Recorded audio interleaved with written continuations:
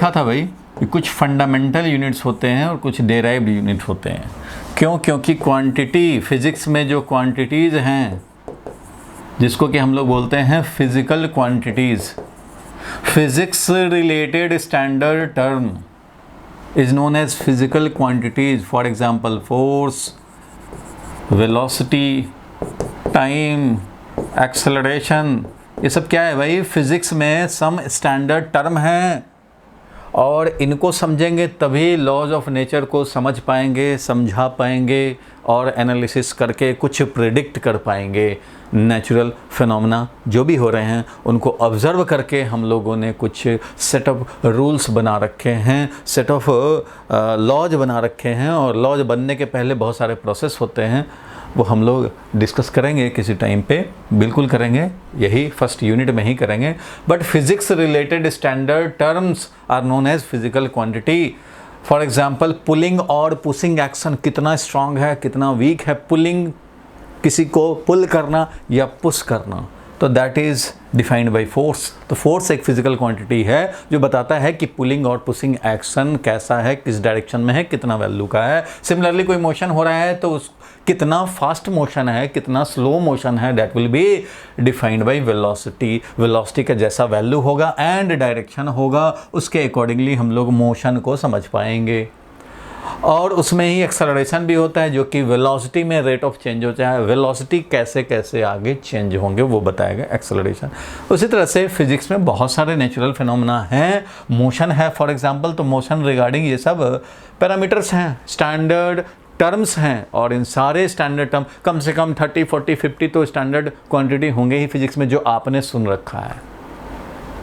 उनको हम लोगों ने क्या किया था, 2 पार्ट में डिवाइड किया था। जितने भी फिज़िकल क्वांटिटी हैं फिज़िक्स में वो 2 तरह के हैं। क्या भाई? तो एक हुआ फंडामेंटल बेस, फंडामेंटल क्वांटिटीज़ देखा था हम लोगों ने, और एक था डेराइव्ड क्वांटिटीज़। ठीक है, डेराइव्ड। तो ये सब हम लोग डिस्कस कर चुके हैं, इसमें बहुत ज़्यादा हम लोगों को आज डिस्कस करने की ज़रूरत नहीं है। फिर भी मैं याद दिलाता हूँ कि एसआई सिस्टम में फंडामेंटल और बेस क्वांटिटीज़ 7 हैं। और कौन कौन से था याद होगा? लेंथ होता था भाई, मास होता था, और क्या क्या होता था भाई? टाइम होता था, और भी 7 फंडामेंटल क्वांटिटीज़ हैं प्लस 2 सप्लीमेंट्री क्वांटिटीज़ हैं। ये सब हम लोगों ने लास्ट क्लास में डिस्कस किया था। अब इन 7 फंडामेंटल एंड 2 सप्लीमेंट्री छोड़ दो तो बाकी सारे क्वांटिटीज़ डेराइव्ड हैं। Derived means dependent, derived means dependent quantities. और ये हमने क्लियर किया था लास्ट क्लास में। डेराइव्ड और डिपेंडेंट क्वांटिटी का सबसे अच्छा एग्जांपल तो स्टार्टिंग से हम लोग देखें तो स्पीड था। स्पीड का क्या यूनिट होगा? तो ये डिपेंडेंट बोल रहे हैं क्योंकि इसका यूनिट डिपेंडेंट है। स्पीड तो होता है भाई डिस्टेंस अपॉन टाइम, और डिस्टेंस मेजर होता है किसमें? लेंथ में, और डिवाइडेड बाय टाइम। थोड़ा मैं रिकैप करते हुए चल रहा हूँ, 5 मिनट्स रिकैप हर क्लास में करता ही हूँ। तो डेराइव्ड या डिपेंडेंट क्वांटिटी का एग्जांपल था स्पीड। तो स्पीड तो भाई डिस्टेंस लेंथ में और टाइम ऐसे रेशियो लेते हैं। अगर लेंथ तुमने मीटर लिया, टाइम लिया सेकेंड, तो यूनिट बन गया मीटर पर सेकेंड इसका यूनिट। और अगर लेंथ लिया किलोमीटर में, टाइम लिया आवर में, तो ये बन गया किलोमीटर पर आवर। बन जाएगा भाई, बिल्कुल बन जाएगा। और अगर तुमने इसको सेंटीमीटर में लेंथ लिया और टाइम लिया मान लो आवर में, तो सेंटीमीटर पर आवर भी हो जाता है। हालांकि ये कोई यूज़ करता नहीं है, वो अलग बात है। और अगर इसको हम लोग किलोमीटर में लिए, इधर हमारा टाइम सेकंड में हुआ, तो ये किलोमीटर पर सेकंड भी हो जाएगा, तो ये भी होता है। तो speed is such A quantity which is dependent on fundamental, क्योंकि डिस्टेंस फंडामेंटल लेंथ में और फंडामेंटल टाइम में। फंडामेंटल का मतलब बेस, इसको हम लोग इंडिपेंडेंट क्वांटिटीज़ भी बोलते हैं। इसको क्या बोलते हैं? इंडिपेंडेंट। अरे इंडिपेंडेंट होगा या डिपेंडेंट होगा? इंडिपेंडेंट है, उसके 3 नाम हैं, इंडिपेंडेंट क्वांटिटी, फंडामेंटल क्वांटिटी और बेस क्वांटिटी। ये mass, length, time, current, temperature, luminous intensity और मोल, ये सब हम लोग देखे थे लास्ट क्लास में। इसमें क्या होता है कि ये सारे के सारे एक दूसरे से इंडिपेंडेंट है। Length cannot be expressed, cannot be represented in terms of mass, time, current, temperature, इन सब के टर्म में आप नहीं एक्सप्रेस कर पाओगे, या करंट को किसी दूसरे फंडामेंटल के रिस्पेक्ट में उनके टर्म में एक्सप्रेस नहीं कर पाओगे। टेम्परेचर है, मान लो टेम्परेचर है, टेम्परेचर की बात कर रहे हो तो टेम्परेचर को भी हम लोग चाहेंगे कि अगर लेंथ, टाइम या करंट में एक्सप्रेस हो जाए तो वो नहीं हो सकता। So these are fundamental base independent of each other, independent of each other, एक दूसरे से कोई डिपेंडेंसी नहीं है। इसलिए तो ये फंडामेंटल और बेस है, इसी पे तो बेस होगा बाकियों का यूनिट। बाकी जितने क्वांटिटी 30, 40, 50 क्वांटिटीज अगर फिजिक्स में हैं, स्टैंडर्ड टर्म्स हैं, तो उनका यूनिट क्या होगा, तो that will depend on selection of these fundamentals. अब स्पीड का मैंने एग्जांपल बताया, इसलिए तो इसको बोलते हैं डिपेंडेंट क्वांटिटीज और डेराइव्ड। डेराइव्ड क्यों बोलते हैं, क्योंकि इनके यूनिट्स क्या होंगे, वो ऑब्टेन होंगे, डेराइव होंगे from fundamental, in terms of fundamental. तो स्पीड एक एग्जांपल था। स्पीड को मैंने बताया कि लेंथ अपॉन टाइम, और लेंथ का कैसा हम लोग लेंगे यूनिट और टाइम का कैसा लेंगे, इस पे डिपेंडेंट होगा इसका यूनिट। सो इट इज़, देखो ये क्वांटिटी जो है वो है डिपेंडेंट या डेराइव्ड क्वांटिटी, और इसका जो यूनिट बनेगा इसको बोलेंगे डेराइव्ड यूनिट। इसको क्या बोलेंगे भाई, तो ये है डेराइव्ड यूनिट। स्पीड का डेराइव्ड यूनिट ये है, ये है, ये है, जो आपको सूट करे। अगर एसआई में लिखना चाहते हो भाई तो मीटर पर सेकंड है। अगर हम लोग चाहते हैं सीजीएस में लिखें तो सेंटीमीटर अपॉन सेकंड लिखेंगे, सेंटीमीटर अपॉन सेकंड टाइम, तो सेंटीमीटर पर सेकंड भी हो जाएगा सीजीएस में। तो इस तरह से स्पीड, या दूसरा कोई मान लो हम लोग लिख लेते हैं कुछ और भी, मोमेंटम या कुछ भी, मान लो मोमेंटम ही, चलो मोमेंटम का एग्जांपल अगर ले तो ये तो मास इनटू वेलोसिटी है, मास इनटू वेलोसिटी। और वेलोसिटी क्या होता है भाई, तो लेंथ अपॉन टाइम होता है, वेलोसिटी तो लेंथ अपॉन टाइम होता है। अब हमारा मोमेंटम का क्या यूनिट बनेगा, that depends on selection of mass. Mass का क्या यूनिट लिया, लेंथ का क्या यूनिट लिया, टाइम का क्या यूनिट लिया। अगर एसआई के अकॉर्डिंगली लोगे, एसआई सिस्टम के अकॉर्डिंगली लोगे तो मास केजी में लिखा जाता है और लेंथ मीटर में लिखा जाता है और टाइम सेकंड में, इसलिए ये हो जाएगा केजी मीटर पर सेकंड एसआई सिस्टम के अकॉर्डिंगली। सीजीएस में होता है सेंटीमीटर ग्राम वाला, सेंटीमीटर ग्राम सेकंड। तो मास का हो गया ग्राम और लेंथ का हो गया सेंटीमीटर, टाइम का हो गया सेकंड, तो ये हो जाएगा सीजीएस में। तो भाई कैसा तुमने यूनिट लिया फंडामेंटल का, उसके अकॉर्डिंगली इसका यूनिट आ रहा है। So this is derived quantity, और जितने भी डेराइव्ड क्वांटिटी हैं that can be expressed in terms of fundamental, in terms of fundamental. इसलिए फंडामेंटल का जो सिलेक्शन करोगे यूनिट का, उसके अकॉर्डिंगली इसके यूनिट डेराइव्ड होंगे। तो ये सब हम लोगों ने लास्ट क्लास में डिस्कस किया था, हालांकि इसको याद दिलाने की ज़रूरत भी नहीं है, फिर भी और किसी का अगर छूटा हो तो पहले वाले वीडियो को कवर ज़रूर करें, क्योंकि मैं तो अभी डाल रहा हूँ वीडियो में। थोड़े टाइम के बाद, 2-4 क्लास के बाद मैं आप लोगों का जीमेल आईडी लूँगा, और जीमेल आईडी में प्राइवेटली शेयर होगा लिंक वीडियोस का। अभी तो मैं पब्लिक में डाल रहा हूँ, एनीवन कैन सी। आप अपने फ्रेंड को भी फॉरवर्ड कर दें, शेयर कर दें, वो भी इन वीडियोस को देख सकता है। बट प्राइवेट जब कर देंगे तो सिर्फ वही देख पाएगा जिसको मैं दूंगा। चलो आगे बढ़ते हैं, हम लोग नेक्स्ट पे चलते हैं। फिलहाल ये है कि अभी जो हम लोगों को देखना है, स्टार्ट करना है, वो है सिस्टम ऑफ यूनिट क्या होता है। तो भाई एसआई भी तो एक सिस्टम ऑफ यूनिट था। सिस्टम ऑफ यूनिट का मतलब क्या है, किसी भी सिस्टम ऑफ यूनिट में इतने यूनिट होंगे कि जितने भी फिजिक्स में स्टैंडर्ड क्वांटिटीज़ हैं, चाहे वो फंडामेंटल हो या डेराइव्ड हो, जितने भी क्वांटिटी फिजिक्स में हैं उनको हम लोग ईजिली उनके यूनिट्स को रिप्रेजेंट कर पाएँ, ऐसे यूनिट्स का collection is system of unit. System of unit ऐसा यूनिट्स, फंडामेंटल बेस क्वांटिटीज़ का यूनिट्स का सिलेक्शन, यूनिट्स का कलेक्शन है समझो। इसमें सिस्टम ऑफ यूनिट में सिर्फ फंडामेंटल ही आएंगे, यानी कि बेस यूनिट्स ही आएंगे, क्योंकि बेस ही तो मेन है, बाकी तो डेराइव्ड 20, 30, 40, 50 पता नहीं कितने डेराइव्ड हैं। तो अब नया नया कोई टर्म आएगा तो वो भी इन्हीं के टर्म में एक्सप्रेस होगा। तो ये बेस क्वांटिटीज का कलेक्शन है सच डैट कि फिजिक्स में जितने भी क्वांटिटी है, फंडामेंटल है तो डायरेक्ट पता है, फंडामेंटल है तो एसआई में तो कम से कम पता ही है हमें भाई कितना, तो मीटर होता है, लेंथ का, टाइम का होता है सेकेंड, और मास का हो गया केजी, उसके बाद करंट का हो गया एम्पियर और टेम्परेचर का हो गया केल्विन, और अमाउंट ऑफ सब्सटेंस का होता है मोल, और ल्यूमिनस इंटेंसिटी का कैंडला। ये 7 फंडामेंटल हैं। तो ये इसका जो कलेक्शन हो गया, इसको हम एक सिस्टम ऑफ यूनिट के नाम से जानेंगे भाई, कि ये ऐसा ही सिस्टम में है। और पहले एमकेएस सिस्टम भी होता था। एमकेएस सिस्टम क्या था भाई? तो एमकेएस सिस्टम में होता था मीटर, केजी एंड सेकेंड। बोलो भाई, क्या बोल रहे हो? क्या बोल रहे हो Vivek? Sir metre, kilogram, second. हाँ ठीक है, बोलते हो तो मेरा काम तो बिल्कुल, चलो ठीक है। जब पूछूं तब बोलना, ऐसे ऐसे थोड़ा कम बोलेंगे, बाकी लोगों को भी सुनना है। MK system is metre, kilogram, second system. Metre किसके लिए? लेंथ के लिए। केजी किसके लिए? मास के लिए। टाइम के लिए है सेकंड।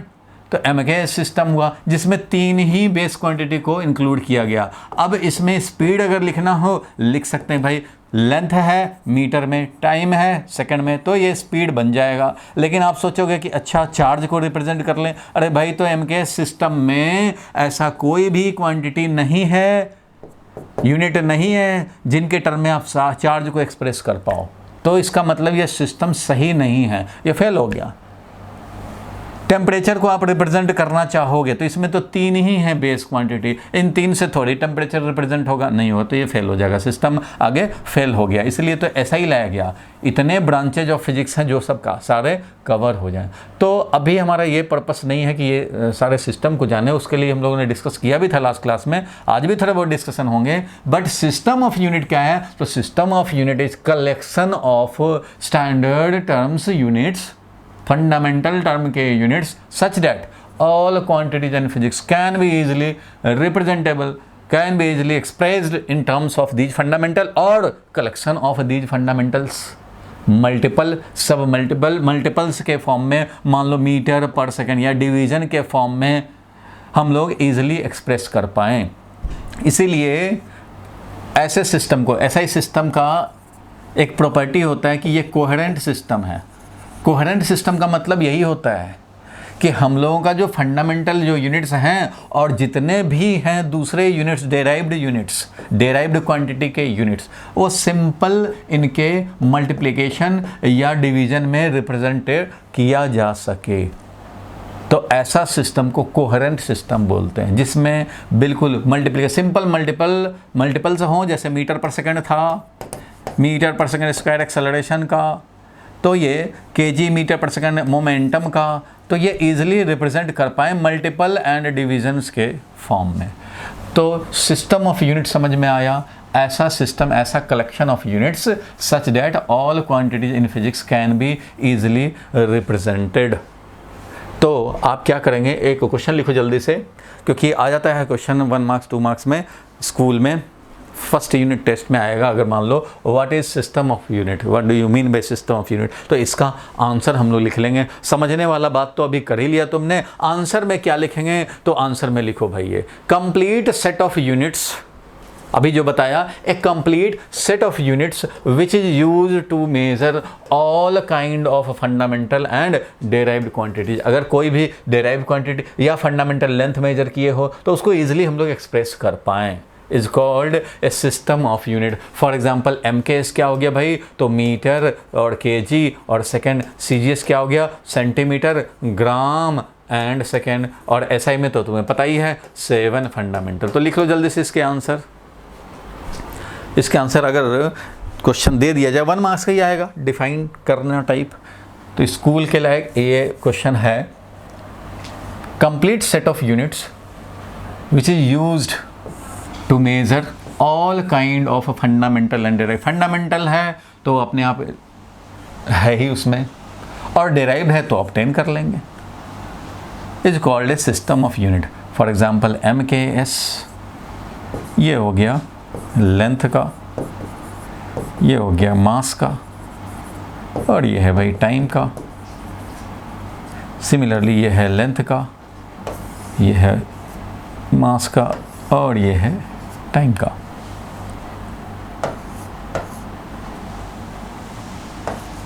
इसी सिस्टम के अलावा इसी सिस्टम में भी सारे फंडामेंटल इसको मेजर करने के लिए देखो, इन सिस्टम्स का ये डिमेरिट था कि ये सारे ब्रांच ऑफ फिजिक्स को कवर नहीं कर पाया, और ये कवर कर पाया इसलिए तो आज तक ये वैलिड है। आपका क्वेश्चन एग्जैक्टली क्या था? डाउट? यही था कि सर मतलब और किसी सिस्टम में सब और ऐसा कोई सिस्टम नहीं है, सिर्फ एसआई ही है। और एसआई के बारे में क्या क्या खासियत है वो आज हम लोग थोड़ा देखेंगे भी, बट एसआई के बाद किसी और सिस्टम की ज़रूरत नहीं पड़ी, क्योंकि ये कंप्लीट है अपने आप में। अब तक ज़रूरत नहीं पड़ा है, अब ज़रूरत पड़ेगा कभी तो देखा जाएगा, लेकिन अब तक इसके बनने के बाद नहीं ज़रूरत पड़ी। आज देखेंगे कि किसी सिस्टम ऑफ यूनिट में क्या क्या प्रॉपर्टी होने चाहिए, और ये सारे प्रॉपर्टी को सेटिस्फाई कर रहा है, तो इसलिए ये वैलिड है, और ये सब ज़्यादा दिन नहीं चल पाया। चलो, ये क्वेश्चन तो लिख लिए, आएगा ये आज के क्वेश्चन में आएगा। एसआई के डिफरेंट बेनिफिट्स हम लोग देखेंगे। लिख लिया तुमने, सिस्टम ऑफ यूनिट क्या होगा? Complete set of units which is used to measure कोई भी क्वांटिटी मेजर करना, चाहे स्पीड मेजर करना हो, लेंथ मेजर करना हो तो डायरेक्ट है ही मीटर, फंडामेंटल में ही। और अगर स्पीड मेजर करना है तो कोई बात नहीं भाई, मीटर पर सेकंड है उसमें मेजर कर लेंगे। तो ऐसे कलेक्शन ऑफ यूनिट्स जिसमें कि सारे kind of fundamental and derived unit can be measured and expressed, ठीक है, is known as system of unit. समझ गए हम लोग? चलो आगे बढ़ते हैं, हम लोग नेक्स्ट पे चलते हैं। कोई डाउट इसमें तो होना नहीं चाहिए, कुछ खास बात नहीं है। नेक्स्ट पे चलते हैं। अच्छा, एसआई सिस्टम क्या है? एसआई सिस्टम में थोड़ा डिस्कस किए ही थे लास्ट क्लास में, आपको पता ही है कि इसमें 7 फंडामेंटल क्वांटिटीज़ हैं। 7 क्या है भाई? तो फंडामेंटल क्वांटिटीज़ हैं, सबने लिखा था लास्ट क्लास में, फिर भी लिखना चाहें तो लिखेंगे, कोई बात नहीं है। देखो भाई, इसमें क्या था भाई? तो अभी बताया ही था, metre for length, KG for mass, और टाइम के लिए क्या था भाई? सेकेंड। और करंट के लिए क्या था भाई? विवेक बोलो, करंट के लिए क्या था? एम्पियर। और टेम्परेचर के लिए क्या था? केल्विन। और अमाउंट ऑफ सब्सटेंस के लिए क्या था? बोलो, MOL। और ल्यूमिनस इंटेंसिटी, इसके लिए ज़्यादा यूज होता नहीं है 11th-12th में, बट इसके लिए है CD कॉल्ड कैंडला। तो इसको अब ये सब तो खैर याद ही रहता है, मीटर है, किलोग्राम है, सेकंड है, एम्पियर है, ये भाई ये इसको हम लोग बोलते हैं एम्पियर। एम्पियर है, इसका पूरा में लिखेंगे, फुल नेम लिखेंगे तो स्मॉल लेटर्स सारे होने चाहिए, ठीक है। ये बताया था, अगर फर्स्ट लेटर तुमने ऐसे लिख दिया तो फिर ये साइंटिस्ट का नाम हो जाएगा। हम लोग यूनिट लिख रहे हैं, साइंटिस्ट का नाम नहीं लिख रहे हैं, इसलिए पूरा लिखना है तो स्मॉल लेटर्स में लिखेंगे। और ये क्या है भाई? तो ये तो है केल्विन, तो केल्विन को भी ऐसे ही लिखेंगे, स्मॉल केल्विन ऐसे लिखेंगे, कैपिटल के से नहीं ले। कैपिटल के लिखना है तो सिंगल लेटर लिखेंगे, this is symbol for representing kelvin. और ये क्या भाई? तो ये मोल है, ये मोल है, mole, but symbol is only MOL, ध्यान रखना है। और ये क्या है भाई? कैंडला है। ल्यूमिनस इंटेंसिटी मीन्स लाइट से रिलेटेड इंटेंसिटी को एक्सप्रेस करने का, हालांकि ये 11th-12th में नहीं आएगा, इसका यूज़ नहीं आएगा। ये तो 7 फंडामेंटल क्वांटिटीज़ हैं, लेकिन तुम्हें बताया था कि इसके बाद लोगों ने 2 सप्लीमेंट्री क्वांटिटी भी इंट्रोड्यूस किए थे। 2 सप्लीमेंट्री क्वांटिटी, SI में सप्लीमेंट्री 2 क्वांटिटीज आए। वो क्या क्या था भाई? सप्लीमेंट्री क्वांटिटीज क्या थे? Plane angle and solid angle, याद होगा, plane angle and solid angle, plane angle and solid angle. तो जरा सॉलिड एंगल के बारे में थोड़ा सा आइडिया ले लेते हैं। प्लेन एंगल तो आपको बचपन से आपने सीखा ही है, प्लेन एंगल मैथ्स में जो पढ़ते हो। प्लेन एंगल का यूनिट क्या होता है भाई? एंगल होता ही क्या है? ये प्लेन एंगल क्या होता है?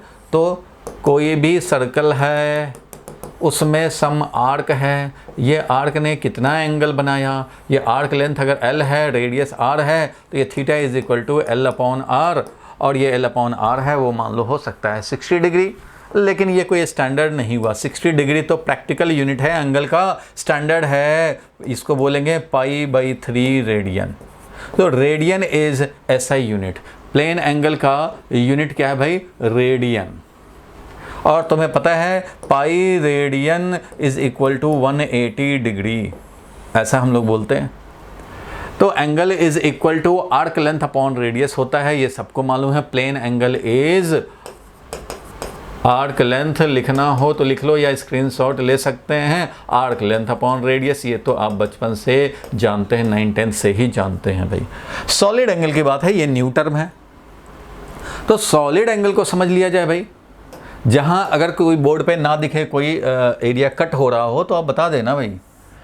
यहाँ 7 फंडामेंटल लिखा, 2 supplementary, solid angle and plane angle. Solid angle का यूनिट होता है स्टेरेडियन, SR, इसको पढ़ते हैं स्टेरेडियन। स्टेरेडियन, ये रेडियन है तो ये स्टेरेडियन है। अब देखो सॉलिड एंगल अगेन मैं बता दूं कि ये आपके 11-12 सिलेबस में नहीं आएगा, 11-12 सिलेबस में नहीं आएगा, इसलिए कई लोग इसको इग्नोर कर देंगे, ना समझेंगे ना समझाएंगे, ज़रूरत नहीं है। लेकिन आपको मैं थोड़ा सा आइडिया दे देता हूँ, कहीं मन में इच्छा हो रहा हो क्या होता है ये। तो देखो भाई सॉलिड एंगल जो होता है वो होता है कोई एरिया किसी पॉइंट पे एंगल बनाए। इसमें था कोई आर्क, अपने सेंटर पे जो एंगल बनाया, आर्क लेंथ अपॉन रेडियस कर दिया। यहाँ एक आर्क होता है, एक लाइन है, मान लो ये लाइन या कर्व है, ये कितना एंगल बनाया सेंटर पे, तो ये प्लेन एंगल होता है, क्योंकि एक प्लेन में ही होता है सब काम। यहाँ पे सॉलिड एंगल है, सॉलिड एंगल हमेशा एक एरिया बनाता है। मान लो ये एरिया A है, और ये जो एरिया है वो इस पॉइंट से ऑलमोस्ट समझो ये R डिस्टेंस पे है, ये पॉइंट है O। मतलब अम्ब्रेला समझते हो ना, अम्ब्रेला है, मान लो ये अम्ब्रेला है ये, ऐसे समझ ले। और अम्ब्रेला का R डिस्टेंस है फ्रॉम पॉइंट O। तो ये जो एरिया है अपने से R डिस्टेंस के पॉइंट O पे कितना सॉलिड एंगल बनाएगा, ऐसे रिप्रेजेंट करते हैं। और इसको रिप्रेजेंट करते हैं ऐसे, ये है ओम का जो सिंबल होता है वही सॉलिड एंगल का सिंबल है, और वो होगा कितना वैल्यू में, तो एरिया डिवाइडेड बाई जो सेपरेशन है पॉइंट का, उसका स्क्वायर। ये होता है solid angle made by area. Area का लास्ट वाला पॉइंट, बिल्कुल लास्ट वाला पॉइंट, ठीक है, बिल्कुल लास्ट वाला पॉइंट, ये वाला पॉइंट मिला दिया, ये वाला पॉइंट मिला दिया, ये वाला पॉइंट मिलाया, इधर वाला भी पॉइंट मिलाया O से, इधर वाला भी मिलाया, इधर वाला भी मिलाया, ये लास्ट वाला भी मिलाया, फिर इधर वाला मिलाया, फिर इधर वाला मिलाया, ये इधर वाला मिलाया, इधर कोन की तरह बन गया, ये आइसक्रीम वाला कोन की तरह बन गया। अब ये जो एंगल बना उसको बोल रहे हैं सॉलिड एंगल। अगर ये पूरा स्फेयर होता ना, पूरा स्फेयर और अपने सेंटर पे होता, तो solid angle, complete sphere, solid angle कितना बनाएगा, कंप्लीट स्फेयर, तो पूरा एरिया कितना हुआ भाई, तो 4πr² होता है ना भाई, 4πr²। टोटल सरफेस एरिया क्या होता है स्फेयर का, 4πr² डिवाइडेड बाई क्या करने हैं, तो फॉर्मूला ये है भाई कि area divided by r² cancel हो जाएगा, और ये मिल जाएगा हमें 4π। तो कोई भी सॉलिड स्फेयर अपने सेंटर पे 4π सॉलिड एंगल बनाता है। तो आपको इतना बहुत ज़्यादा याद रखने की ज़रूरत नहीं, बस इतना ही समझो कि एक एरिया बनाता है, ये एरिया जो है वो हमारा सॉलिड एंगल बनाता है। एरिया से अगर हम लोग R डिस्टेंस पर देखें तो एरिया से R डिस्टेंस पे जो सॉलिड एंगल बनेंगे वो होगा area divided by r²। R is the mean distance, जो डिस्टेंस है एरिया का फ्रॉम द पॉइंट। तो सॉलिड एंगल का इतना आप आइडिया रखते हो बहुत है, आइडिया ज़्यादा रखने की ज़रूरत नहीं है। क्लियर है। SI सिस्टम में कितने हो गए, 7+2। अब देखो ये 7+2 तो समझ गए तुम, छोटा हो जा भाई, ठीक है, ये 7+2 जो समझ गए हम लोग। तो यहाँ पे एक नोट का पॉइंट हम लोग छोटा सा लिख सकते हैं। नोट का पॉइंट लिख लो भाई, नोट का पॉइंट लिखो, ऑल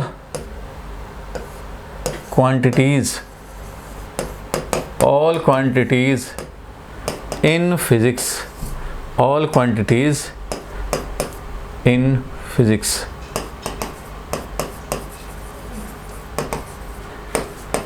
एक्सेप्ट 7+2 ऑफ SI। कोई भी अगर पहले का क्लास छूटता है तो कवर इमीडिएट किया करो, नहीं तो पंक्चर लग जाएगा, गाड़ी चल नहीं पाएगी।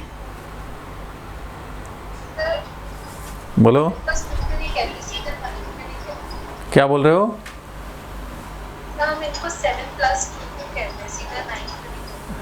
इसलिए कि ये पता लगता रहे कि अच्छा 7 था, बाद में 2 ऐड हुआ है, इस बात को ध्यान रखता है। 7+2 तुम्हारा भी तो 10+2 होता है एजुकेशन में, 10+2 होता है ना।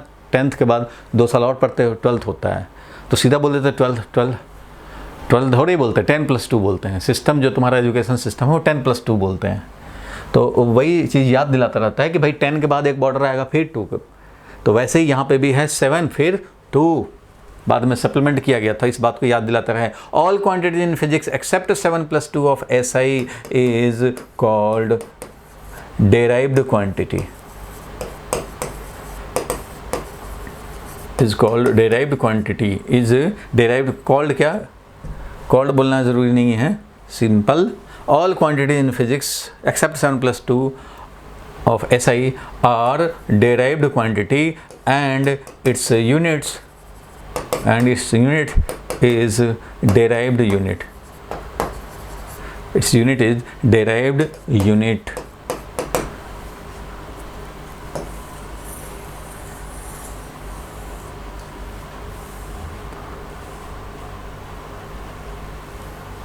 यहाँ तक क्लियर है? किसी को डाउट हो तो बता दे भाई। विवेक, क्या क्लियर है? No sir. नहीं क्लियर है? क्लियर है। क्लियर है, क्लियर है तो पानी पी ले भाई।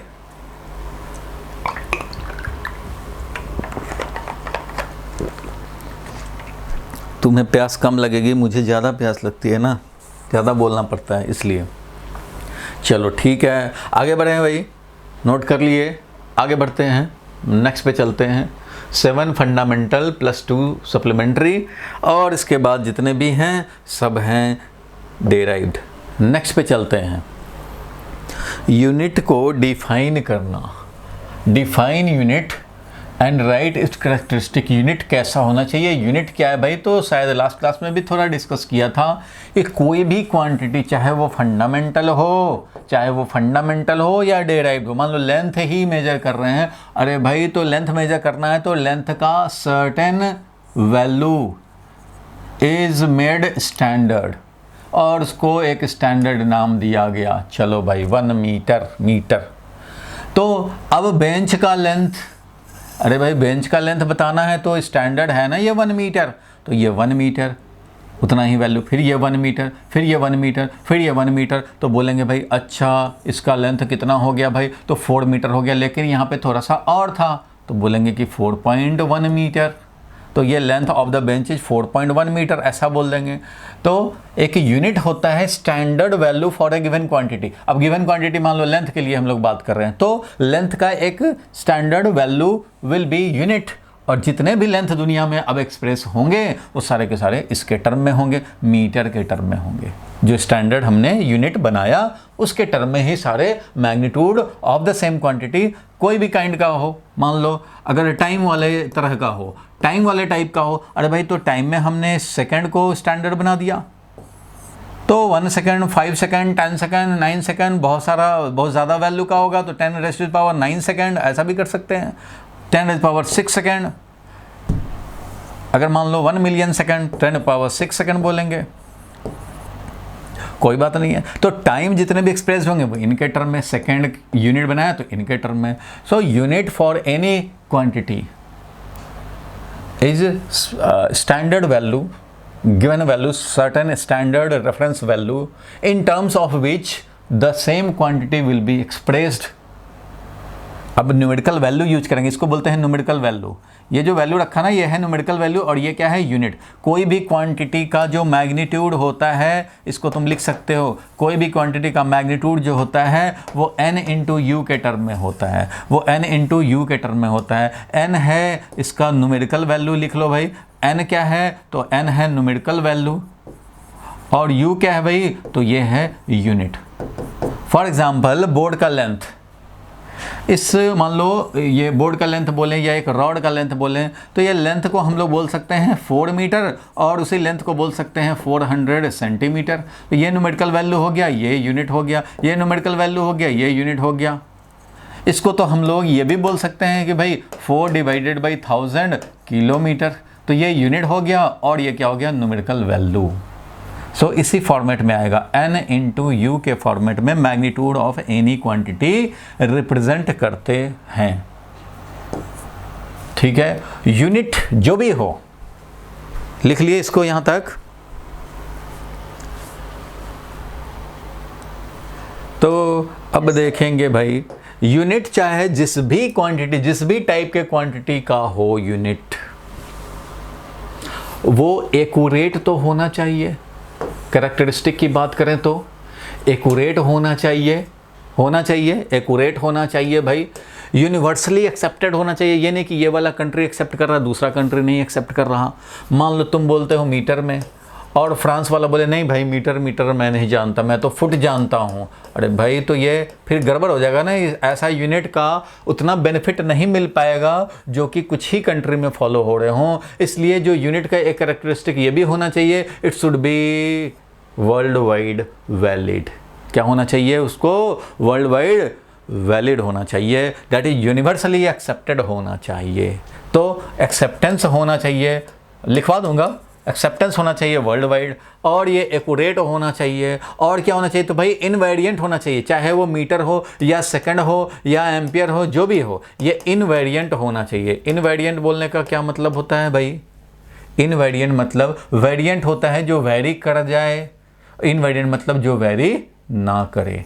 तो इनवेरिएंट होना चाहिए, वेरी नहीं करना चाहिए। ये नहीं कि आज ये लेंथ है हमारा 1 मीटर हमने बनाया है और बाद में इसको चेंज कर दिया, या समर आया तो ये मीटर स्केल जो है हमारा वो चेंज होकर के कुछ और एक्सपैंड कर गया, तो फिर ये एक्यूरेसी नहीं रहा। नहीं रहा तो इस टाइप का यूनिट को स्टैंडर्ड नहीं बना पाएंगे। इसलिए ऐसे को हम लोग स्टैंडर्ड बनाते हैं जो कि इनवेरिएंट हो, टेम्परेचर से, सीजन से, प्रेशर से, ह्यूमिडिटी बढ़ गया कम हो गया उससे, फिजिकल कंडीशन एंड टेम्परेचर से इंडिपेंडेंट हो, चेंज नहीं हो। ये सब प्रॉपर्टी तो होने ही चाहिए। क्लियर है यहाँ तक बात? तो ये सब समझ गए इतना बात। अब इसको लिखेंगे कैसे, समझने वाली बात तो समझ गए कि यूनिट क्या हुआ, किसी भी काइंड का क्वांटिटी हो उसका unit reference value standard value है, और उसी के टर्म में हम लोग एक्सप्रेस करते हैं उसके मैग्नीट्यूड को।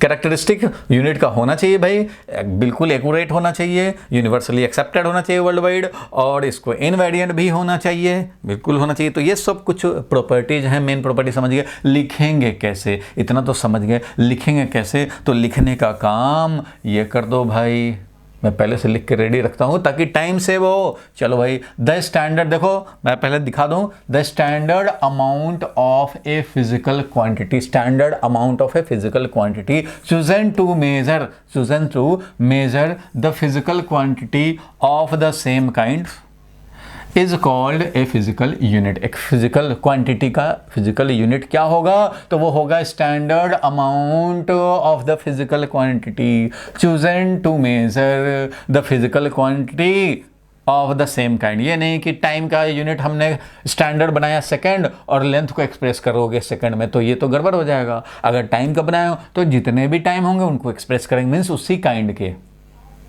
और the magnitude of such quantity will be expressed in terms of the suitable unit. किसी भी क्वांटिटी का हमें मैग्नीट्यूड रिप्रेजेंट करने हैं तो सुटेबल जो यूनिट होगा उस काइंड का वही हम लोग यूज़ करेंगे। फॉर एग्जांपल अभी मैंने बताया कि अगर मान लो कोई भी लेंथ ऑफ पेन हमें लिखना है तो लेंथ ऑफ पेन क्या लिखेंगे भाई, तो लिखेंगे 10 सेंटीमीटर।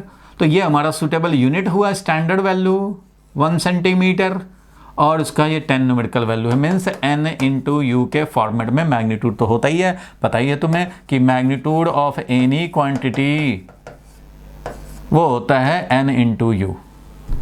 ठीक है, इसको लिख लो भाई जल्दी से।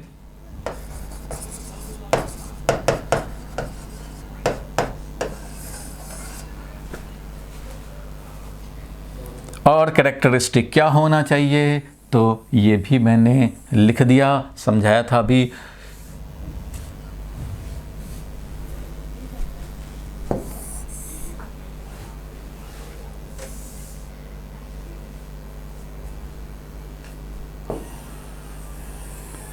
चलो जल्दी से हम लोग लिख लें इसको।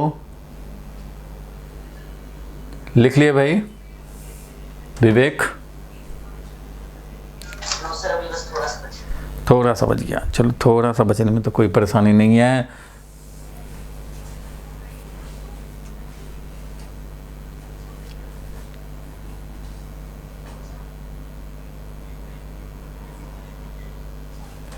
अगर लेंथ टाइप का है तो लेंथ के स्टैंडर्ड यूनिट में रिप्रेजेंट होंगे, मास टाइप का है तो मास के स्टैंडर्ड यूनिट में रिप्रेजेंट होंगे, टाइम टाइप का है तो टाइम के स्टैंडर्ड यूनिट में रिप्रेजेंट होंगे, स्पीड टाइप का है एरोप्लेन का स्पीड, ट्रेन का स्पीड, मैन का स्पीड, वुमेन का स्पीड, चींटी का स्पीड, डॉग का स्पीड, तो भाई वो मीटर पर सेकंड में एक्सप्रेस होगा।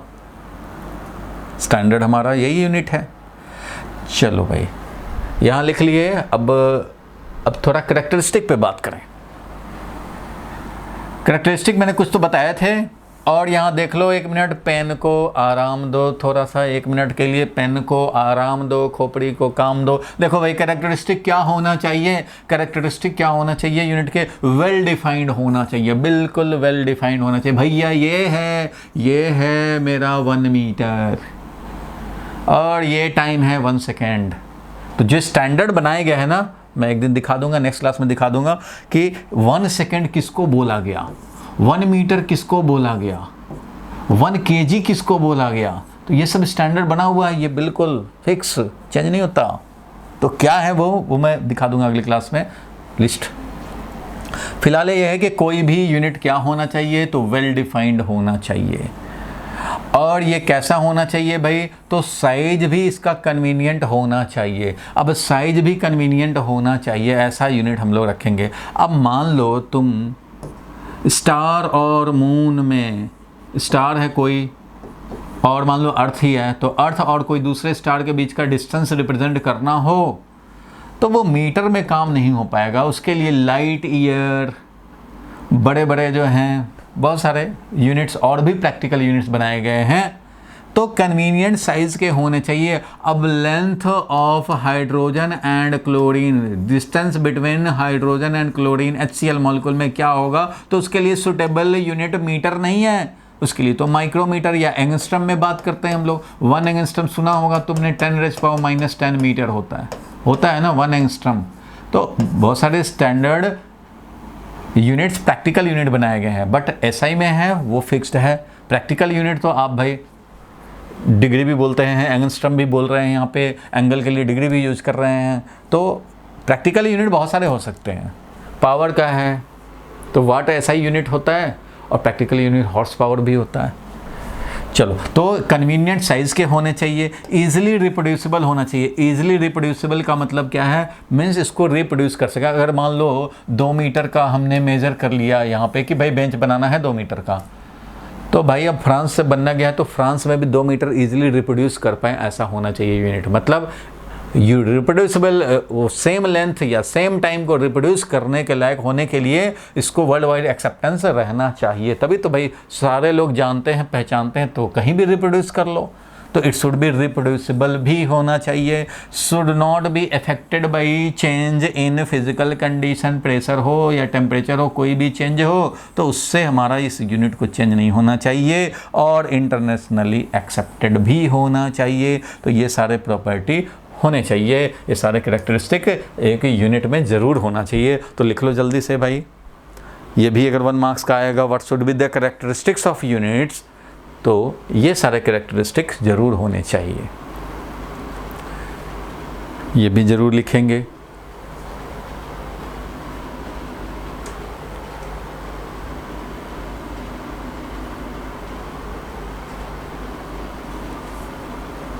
या तो स्क्रीनशॉट लेंगे, बाद में लिखेंगे। जो आलसी होंगे वो फट से स्क्रीनशॉट ले लेंगे और काम करेंगे, और जो आलसी नहीं हैं वो साथ के साथ लिखते चलेंगे भाई।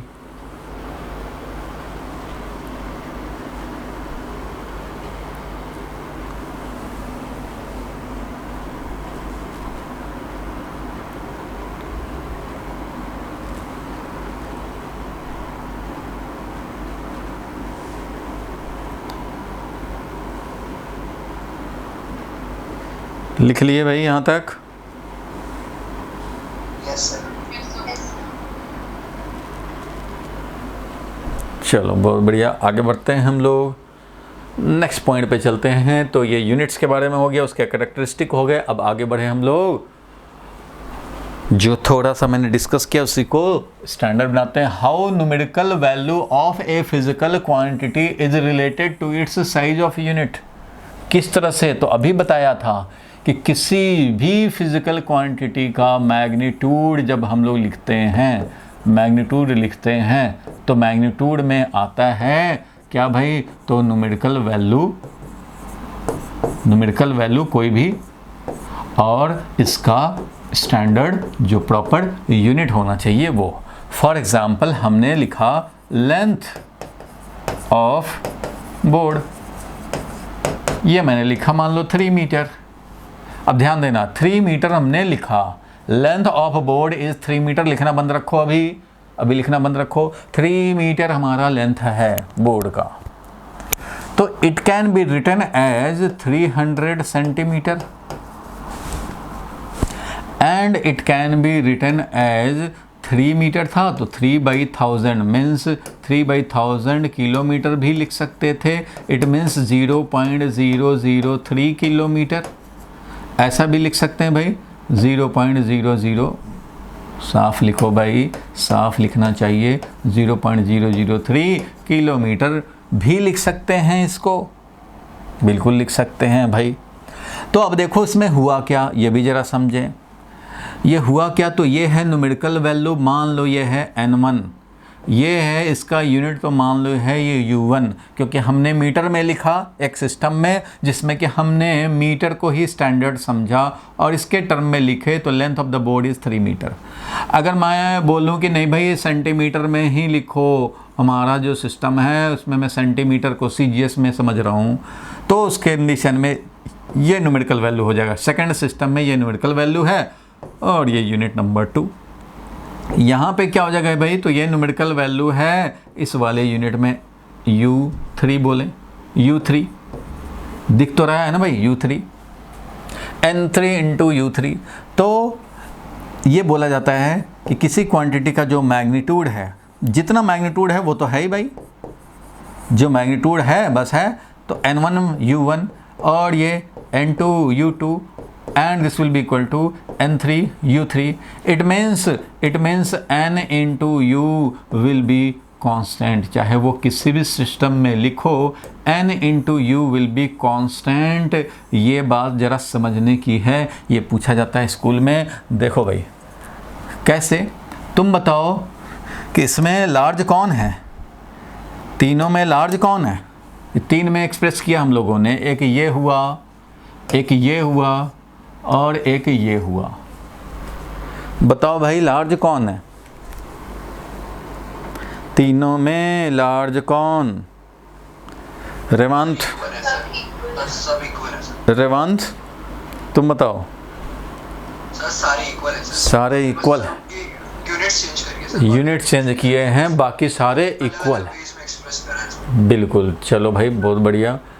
तो सारे इक्वल हैं, कैसे समझे? ये तो 3 है, ये 300 है और ये 0.003 है, इक्वल कैसे समझ गए?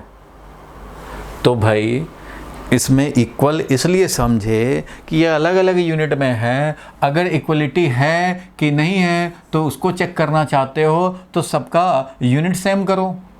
अगर ये 3 मीटर है तो चलो भाई ये तो 3 मीटर ही है, लेकिन ये वाला कितना है भाई, तो 300 सेंटीमीटर है। सेंटीमीटर को हम लोग लिखते हैं 10⁻⁻² मीटर, लिखते हैं ना भाई, 10⁻⁻² मीटर। सेंटीमीटर को तो यही लिखते हैं, क्योंकि 1 मीटर होता है 100 सेंटीमीटर। तो भाई 1 सेंटीमीटर कितना होगा, तो 1 सेंटीमीटर हो जाएगा 1/100 मीटर, और 1/100 मीटर मीन्स 10⁻² मीटर। तो इसलिए मीटर में कन्वर्ट किया तो देखो 300 मल्टीप्लाइड बाई 10⁻², तो 10 वाला कैंसिल हो जाएगा और बच जाएगा 3 मीटर। मीन्स जैसे ही हम लोगों ने यूनिट सेम किया, ये मीटर में है तो तू भी भाई मीटर में आ जा, तब देखेंगे तो यहाँ न्यूमेरिकल वैल्यू फिर सेम आया, क्योंकि 3 न्यूमेरिकल वैल्यू और मीटर आया। तो ये वही वाला आ गया भाई, यहाँ भी 3 मीटर था, वहाँ भी 3 मीटर, तो इक्वल है। इसको भी हम लोग कन्वर्ट करेंगे तो किलोमीटर जो होता है वो होता है भाई 0.003 जो था वो तो है ही है। किलोमीटर को हम 10⁻³ मीटर भी बोल सकते हैं, और 10⁻³ अगर कैलकुलेट करोगे, इसमें मल्टीप्लाई किया तो क्या मिला, तो 3 मीटर ही मिला भाई। तो इसलिए बोले कि तीनों इक्वल हैं। बिल्कुल ठीक बात है। तो मैं ये भी तो लिख सकता हूँ ना, N1U1 = N2U2 = N3U3, same magnitude, चाहे इसमें लिखो चाहे इसमें लिखो चाहे इसमें लिखो। इसमें एक चीज़ पता लगा क्या भाई, कि अगर हमारा यूनिट 100 टाइम्स स्मॉल हो गया, सेंटीमीटर और मीटर में कौन स्मॉल है, सेंटीमीटर एंड मीटर में कौन स्मॉल है, सेंटीमीटर। कितना स्मॉल है, 100 टाइम्स स्मॉल है, 100 टाइम्स स्मॉल है। यूनिट को 100 टाइम्स स्मॉल कर दिया तो न्यूमेरिकल वैल्यू को 100 टाइम्स बढ़ाने पड़ेंगे, सच दैट कि प्रोडक्ट विल रिमेन सेम। ये देखें कि ये हमारा न्यूमेरिकल वैल्यू 100 टाइम्स बढ़ गए हैं, तो यूनिट हमारा 100 टाइम्स कम हो गया है, तो प्रोडक्ट विल रिमेन सेम। और वैसे ही यहाँ पे देख रहे हैं हम लोग, यहाँ पे देख रहे हैं कि मीटर को हमने किलोमीटर बना दिया। किलोमीटर बनाने का मतलब क्या हुआ, ये किलोमीटर क्या है, ये 1000 टाइम्स लार्ज है, इस मीटर से 1000 टाइम्स लार्ज है, तो न्यूमेरिकल वैल्यू को 1000 टाइम्स कम कर दो तो सेम रहेगा। It means greater is the unit selected, smaller will be the numerical value, and smaller is the unit selected, larger will be the numerical value, such that n into u is always constant. It means numerical value अगर हम लोग जानना चाहते हैं कि numerical value कितना लेना होगा भाई, तो ये होगा inversely proportional to, यानी कि constant divided by u. It means inversely proportional to u. जितना बड़ा यूनिट लोगे उतना ही स्मॉल न्यूमेरिकल वैल्यू होगा, जितना स्मॉल लोगे यूनिट उतना ही लार्जर न्यूमेरिकल वैल्यू होगा। तो ये बात आपको लिखने पड़ेंगे इस क्वेश्चन के आंसर में, कि किस तरह से। देखो क्वेश्चन क्या था, how numerical value, how this numerical value, ये है तो है numerical value, how numerical value of a physical quantity is related to the size of unit, how it is related to the size of unit. तो size of unit से inversely proportional है। Clear हो गया ये बात? तो clear हो गया तो इसको लिख लेंगे भाई, क्वेश्चन तो लिख लिए थे, इसका आंसर लिख लेंगे। जल्दी लिखो। हाँ बोलो बोलो, क्या कह रहे हो?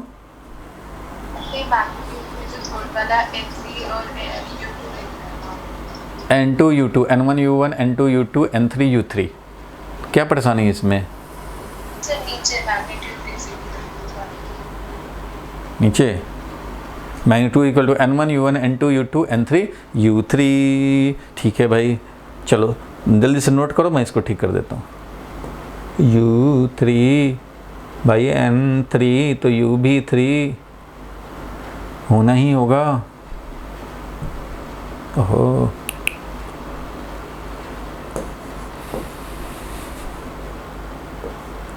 N3U3, N1U1 = N2U2 = N3U3, and this implies N into U is constant, that is numerical value.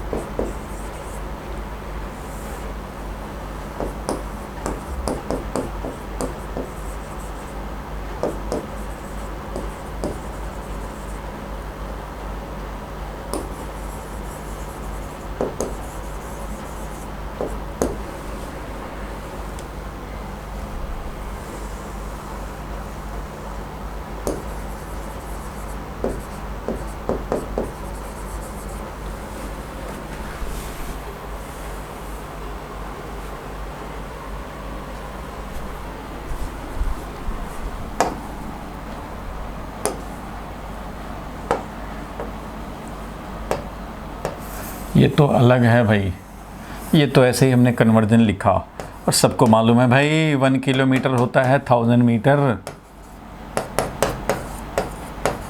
ये सब तो वैसे ही टाइम पास, ये ऐसे ही लिख दिया। ये लिखना आपकी इंसल्ट करना नहीं है मेरा पर्पस, कि ये भी लिखा जा रहा है 11th के क्लास में कि 1 metre is equal to 1000 centimetre. तो भाई ये तो आपका इंसल्ट हो जाएगा, तो ये इंसल्ट करना काम नहीं है। ऐसे ही लिख दिया, कुछ तो लिखते रहेंगे तो अच्छा रहेगा। ऐसे ही लिख दिया बस कुछ।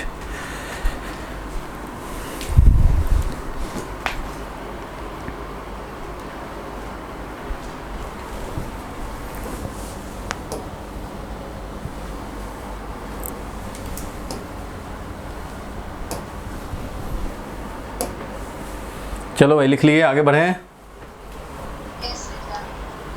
Yes sir. चलो आगे बढ़ते हैं हम लोग, नेक्स्ट पे चलते हैं। जो प्रूव करना था कि numerical value is inversely proportional to the size of unit selected to express the same magnitude. तो ये क्लियर हो गया, एग्जाम्पल से भी क्लियर हो गया। चलो आगे बढ़ते हैं, 5 नंबर पेज पे चलते हैं। What is coherent system of unit? What is coherent system of unit? एक ये आता है और एक और आ जाता है कि अच्छा मैट्रिक सिस्टम ऑफ यूनिट किसको बोलते हैं। एक ये भी आता है मैट्रिक सिस्टम ऑफ यूनिट, एक होता है कोहेरेंट सिस्टम ऑफ यूनिट। तो भाई कोहेरेंट सिस्टम ऑफ यूनिट का मतलब होता है ऐसा सिस्टम ऑफ यूनिट हो जिसमें जो फंडामेंटल हैं 1 2 3 4 5 6 7 SI का, या 1 2 3 MKS CGS ये सब का, तो ऐसा सिस्टम ऑफ यूनिट जिसमें सारे क्वांटिटीज फंडामेंटल हैं तो वो डायरेक्ट रिप्रेजेंट होते हैं भाई, उनका तो यूनिट है ही है। और जितने डेराइव्ड हैं, डेराइव्ड क्वांटिटी के जो यूनिट्स होंगे, डेराइव्ड क्वांटिटी के यूनिट, डेराइव्ड क्वांटिटी कौन होते हैं एक्सेप्ट 7+2 सारे डेराइव्ड हैं। उन डेराइव्ड क्वांटिटी के जो यूनिट होते हैं वो डेराइव्ड यूनिट। तो ऐसा सिस्टम जिसमें कि डेराइव्ड यूनिट जो होगा वो इन टर्म्स ऑफ सिंपल मल्टीप्लिकेशन हो और डिवीज़न हो ऑफ द फंडामेंटल, मतलब समझो of the fundamental quantities, fundamental units बोलें, फंडामेंटल यूनिट्स। देखो जो फंडामेंटल यूनिट्स हैं वो तो डायरेक्ट रिप्रेजेंटेबल होंगे भाई अपने अपने फंडामेंटल स्टैंडर्ड यूनिट्स में। जो डेराइव्ड होंगे वो भी रिप्रेजेंट होंगे इन टर्म्स ऑफ फंडामेंटल, लेकिन कैसे रिप्रेजेंट हो सकें तो in terms of simple multiplication और division of the fundamental unit. जो फंडामेंटल यूनिट हैं इनके सिंपल मल्टीप्लिकेशन और डिवीजन ऐसे में ही सारे डेराइव्ड क्वांटिटी रिप्रेजेंट किए जा सकें, तो ऐसे सिस्टम को हम लोग कोहेरेंट सिस्टम ऑफ यूनिट बोलेंगे। फॉर एग्जांपल एसआई सिस्टम का एक प्रॉपर्टी ये भी होता है कि ये कैरेक्टरिस्टिक्स का ये कोहेरेंट सिस्टम ऑफ यूनिट है। क्यों भाई? क्योंकि देखो स्पीड को अगर लिखोगे तो वो लिखोगे मीटर अपॉन सेकेंड, मीटर पर सेकेंड, तो क्या है? सिंपल डिवीजन है, सिंपल डिवीजन ही तो है। मोमेंटम लिखोगे, मान लो मोमेंटम लिखते हो तो इसका लिखेंगे तो क्या लिखेंगे? मास केजी में और स्पीड मीटर पर सेकेंड में, तो क्या हुआ? Simple multiplication and division. इसमें कोई क्या बोल रहे हो, क्या बोल रहे हो भाई? दोबारा समझा दीजिए। हाँ, पहले एक बार तो होने दे भाई, फिर दोबारा करते हैं, पहले एक बार तो हो जाए। मैंने बोला क्या कि कोहेरेंट सिस्टम ऑफ यूनिट किसको बोलते हैं भाई? तो एक ऐसे सिस्टम ऑफ यूनिट को बोलेंगे जिनमें जो क्वांटिटी स्टैंडर्ड ले लिए गए हैं वो तो भाई फंडामेंटल हैं, बेस हैं, वो तो रिप्रेजेंट होंगे ही। सिंपल लेंथ है तो भाई 5 मीटर, टाइम है तो भाई 50 सेकेंड, तो जो फंडामेंटल है वो तो होंगे ही एक्सप्रेस। लेकिन जो डेराइव्ड क्वांटिटी भी हैं वो भी फंडामेंटल के टर्म में रिप्रेजेंट होंगे, लेकिन उसमें प्लस माइनस नहीं आएगा, सिंपल मल्टीप्लिकेशन और डिवीजन, मल्टीप्लिकेशन एंड डिवीजन। ठीक है, फंडामेंटल में मल्टीप्लाई हो जाए, डिवाइड हो जाए। फॉर एग्जांपल स्पीड का यूनिट में क्या होगा? फंडामेंटल मीटर में डिवाइड हो गया सेकेंड, तो मीटर पर सेकेंड हो गया यूनिट। इसमें सिंपल मल्टीप्लिकेशन ही तो है, कोई इसमें फैक्टर नहीं मल्टीप्लाई होना चाहिए, मतलब कोई फैक्टर न्यूमेरिकल वैल्यू जो है वो नहीं। ये नहीं कि स्पीड का यूनिट 5 मीटर पर सेकंड हो गया, ये थोड़े यूनिट बनाते हैं, मीटर पर सेकंड बनाते हैं। तो कोहेरेंट सिस्टम ऐसा होगा जिसमें फंडामेंटल में लिखे जाएंगे और जितने डेराइव्ड हैं वो फंडामेंटल के टर्म में लिखेंगे, तो वो होगा सिंपल मल्टीप्लिकेशन और division of the fundamental units. अब तुमने मोमेंटम का लिखा तो क्या लिखा? केजी मीटर पर सेकेंड, यानी कि केजी में सिंपली मल्टीप्लाई करो मीटर और डिवाइड करो सेकंड से, ये मिल गया। फोर्स है तो भाई केजी मीटर पर सेकेंड स्क्वायर, तो क्या है? ये सब सिंपल मल्टीप्लिकेशन एंड डिवीजन है। तो ऐसे सिस्टम को हम लोग बोलेंगे कोहेरेंट सिस्टम ऑफ यूनिट। क्या बोलेंगे? Coherent system of unit.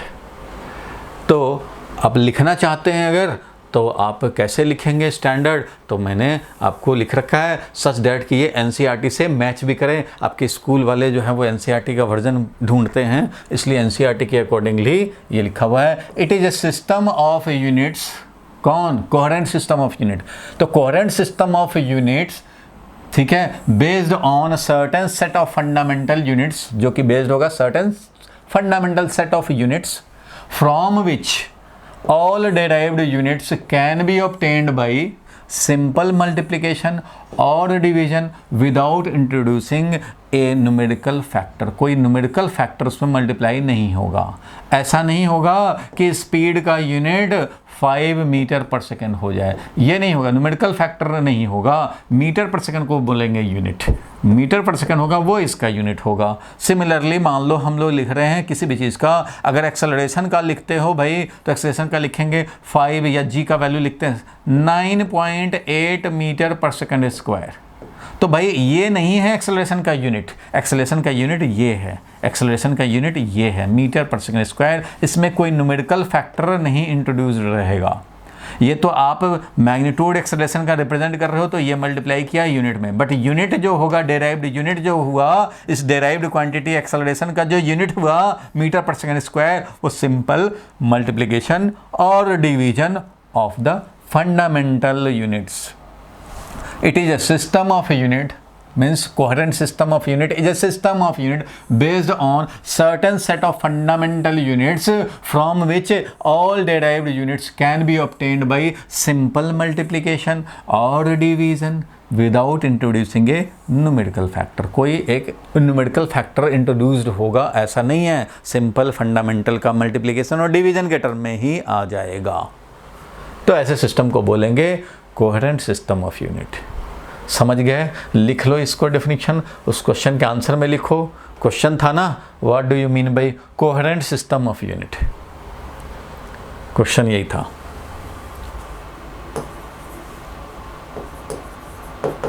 What is coherent system of unit.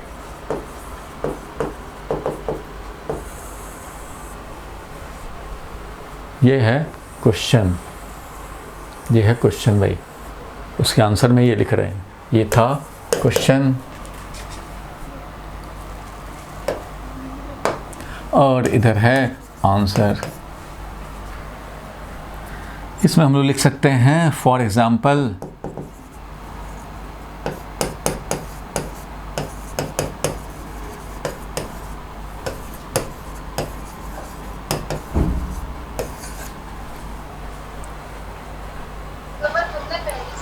Discuss किया था कि न्यूमेरिकल वैल्यूज यूनिटलेस होती हैं, तो हम नंबर्स पर रिड्यूस कर रहे हैं। अरे भाई ये तो, अरे यूनिटलेस है ये, इसका यूनिट ढूंढोगे तो नहीं मिलेगा। एक्सेलरेशन का जो यूनिट होगा उसकी बात हो रही है कि एक्सेलरेशन का जो यूनिट होगा, कोई भी डेराइव्ड क्वांटिटी का जो यूनिट होगा वो क्या होगा भाई, तो फंडामेंटल का सिंपल मल्टीपल या डिवीजन के फॉर्म में होगा। अब ये न्यूमेरिकल वैल्यू तो इसका मैग्नीट्यूड को रिप्रेजेंट करने के लिए किया गया है, हमें तो बात कर रहे हैं यूनिट की। तो किसी भी डेराइव्ड क्वांटिटी का यूनिट निकालेंगे तो वो सिंपल मल्टीप्लिकेशन और डिवीजन होगा। तुम जब मैग्नीट्यूड रिप्रेजेंट कर रहे हो तब ना ये न्यूमेरिकल वैल्यू डाल रहे हो, ये यूनिट थोड़ी ही है, यूनिट तो ये है, यूनिट हमारा ये है। अब ये यूनिटलेस होता है वो अलग मैटर है, उसको इससे लिंक मत करो। एक सिस्टम ऑफ यूनिट को कोहेरेंट तब बोलेंगे जब इसके जितने भी डेराइव्ड क्वांटिटीज होंगे, डेराइव्ड यूनिट्स जो होंगे, वो इनके फंडामेंटल के टर्म में सिंपल मल्टीप्लिकेशन या डिवीजन में रिप्रेजेंटेबल होंगे। तो ऐसे सिस्टम को बोलेंगे कोहेरेंट सिस्टम ऑफ यूनिट। सिर्फ बात हो रही है यूनिट का। ये जो डेराइव्ड यूनिट है ये है derived unit, derived unit in terms of simple multiplication. लिख लो भाई, लिख लो, simple multiplication and division of base units, base और फंडामेंटल यूनिट्स, बात एक ही है।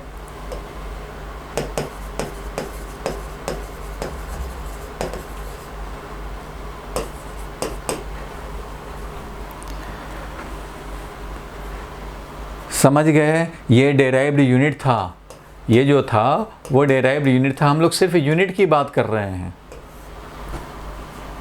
ये टोटल मिलाकर के मैग्नीट्यूड हुआ, टोटल मिलाकर के मैग्नीट्यूड ऑफ एक्सेलरेशन है। हमें मैग्नीट्यूड ऑफ एक्सेलरेशन की बात नहीं कर रहे हैं।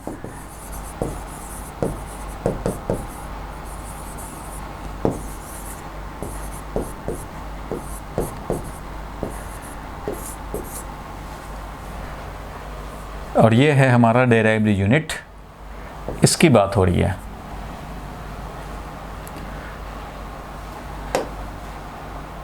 क्या डाउट क्लियर हुआ? यस।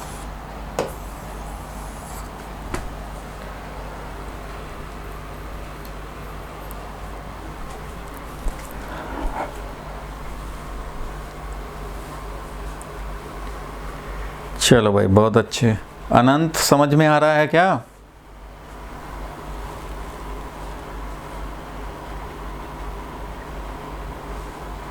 रेवांत आनंद, आनंद, रेवांत आनंद समझ में आ रहा है ना?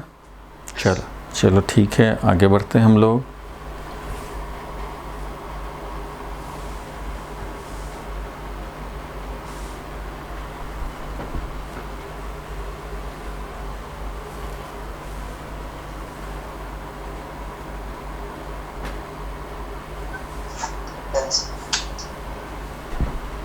चलो ठीक है भाई, ये समझ गए। तो अब आगे बढ़ते हैं। इसका जो क्वेश्चन था नोट कर लिया तुमने? इसका क्वेश्चन को मैं दिखा रहा हूँ भाई। इसका जो क्वेश्चन मेन था, what is coherent system of unit, तो वो मैंने दिखाया कि ऐसा collection of units such that कि all derived quantity in terms of simple multiplication और division of the fundamental units without any constant numerical value factor, numerical factor नहीं आएगा। चलो एक और इसी से रिलेटेड जो क्वेश्चन आता है वो जरा देख लिया जाए भाई। वो आता है कि मैट्रिक सिस्टम ऑफ यूनिट क्या है। मैट्रिक सिस्टम ऑफ यूनिट क्या है ये हम लोगों को समझना है, ठीक है। मैट्रिक सिस्टम ऑफ यूनिट तो ये क्या है ये जरा समझा जाए। तो मैट्रिक सिस्टम ऑफ यूनिट का मतलब हुआ कि ऐसा सिस्टम ऑफ यूनिट जिसमें जो मैग्नीट्यूड लिखेंगे ना, किसी भी क्वांटिटी का जो मैग्नीट्यूड लिखोगे तो वो होगा न्यूमेरिकल वैल्यू इनटू यू। तो ऐसा सिस्टम ऑफ यूनिट जिसमें यूनिट्स में ये न्यूमेरिकल वैल्यू जो है ना वो डेसिमल नंबर सिस्टम में, जो डेसिमल नंबर सिस्टम है अपना, नंबर सिस्टम कितने तरह के हैं?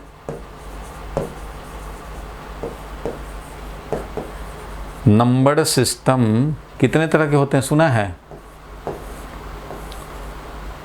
एक होता है decimal number of system, decimal number system सुना होगा। एक्चुअली हम लोग अलजेब्रा जो पढ़े हैं वो डेसिमल नंबर सिस्टम पे बेस्ड हैं, जिसमें 0 होता है, 10 डिजिट पे बेस्ड है ना, 10 डिजिट ही हैं, 0 1 2 3 4 5 6 7 8 9। इसके अलावा और कोई तुमने डिजिट यूज किया है? नहीं ना, यही यूज करते हैं। कोई भी कितना भी छोटा मैग्नीट्यूड हो, कितना भी बड़ा मैग्नीट्यूड हो, बस इतना ही है, ये 10 डिजिट्स, इसको बोलते हैं डेसिमल नंबर सिस्टम। एक और होता है binary number system. Binary number system में सिर्फ 2 ही होते हैं, 0 और 1 बस। एक होता है octal number system, octal number system. तो ऑक्टल नंबर सिस्टम में 8 होते हैं। कौन कौन? 0 1 2 3 4 5 6 7 बस।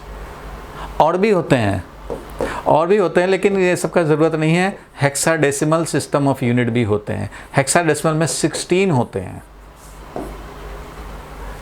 हेक्साडेसिमल में 16 होते हैं। जो लोग आगे चल करके इंजीनियरिंग पढ़ेंगे और कंप्यूटर साइंस डील करेंगे या इलेक्ट्रॉनिक्स डील करेंगे, उनको ये 16 वाला भी समझते हैं हम लोग। 16 वाला में क्या होता है? 0 1 2 3 4 5 6 7 8 9। 10 के बदले होता है A, 11 B, 12 C और 13 D और ये 14 E और 15 F। टोटल 16 होना चाहिए। तो 10 इधर हो गए, 11 12 13 14 15 16 बस ये है। उसमें ABCD भी यूज होता है। हेक्साडेसिमल जनरली हम लोग पहले प्रोग्रामिंग में यूज़ करते थे, तो इसका ये इंजीनियरिंग में मुझे भी हुआ था पढ़ाई। तो खैर, आप जो नंबर सिस्टम है वो डेसिमल नंबर सिस्टम पे है, और डेसिमल नंबर सिस्टम को ही मैट्रिक नंबर सिस्टम भी बोलते हैं। इसको मैट्रिक नंबर सिस्टम भी बोलते हैं। तो हम लोगों को कोई भी क्वांटिटी, कोई भी मैग्नीट्यूड जो रिप्रेजेंट करते हो, तो ये 0 1 2 3 4 और ये 9 डेसिमल नंबर सिस्टम में ही उसका न्यूमेरिकल वैल्यू रिप्रेजेंट करते हैं। इसलिए ये मैट्रिक सिस्टम ऑफ यूनिट भी है। मैट्रिक मतलब 10, मैट्रिक का मतलब होता है 10, या डेसिमल मतलब भी 10, देसी मतलब 10 वाला। तो यहाँ पे डेसिमल नंबर सिस्टम में 10 डिजिट्स, बाइनरी नंबर में 2 डिजिट, डेसिमल नंबर वाले में 10 डिजिट, और ऑक्टल नंबर में 8 डिजिट, हेक्साडेसिमल में 16 डिजिट। तो कुछ समझ में आया मैट्रिक सिस्टम ऑफ यूनिट क्यों बोल रहे हैं? क्योंकि कोई भी क्वांटिटी का मैग्नीट्यूड होगा तो एक यूनिट तो होगा, न्यूमेरिकल वैल्यू जो होगा वो इस सिस्टम में होगा। कौन सा नंबर सिस्टम? तो ये वाला हमारा डेसिमल नंबर सिस्टम या मैट्रिक नंबर सिस्टम में होगा। इसलिए एसआई को मैट्रिक सिस्टम ऑफ यूनिट भी बोलते हैं। चाहो तो तुम लिख सकते हो, ये इंफॉर्मेटिव ऐसे ही इंफॉर्मेशन है। SI is metric system of unit. लिख लो, metric system of unit as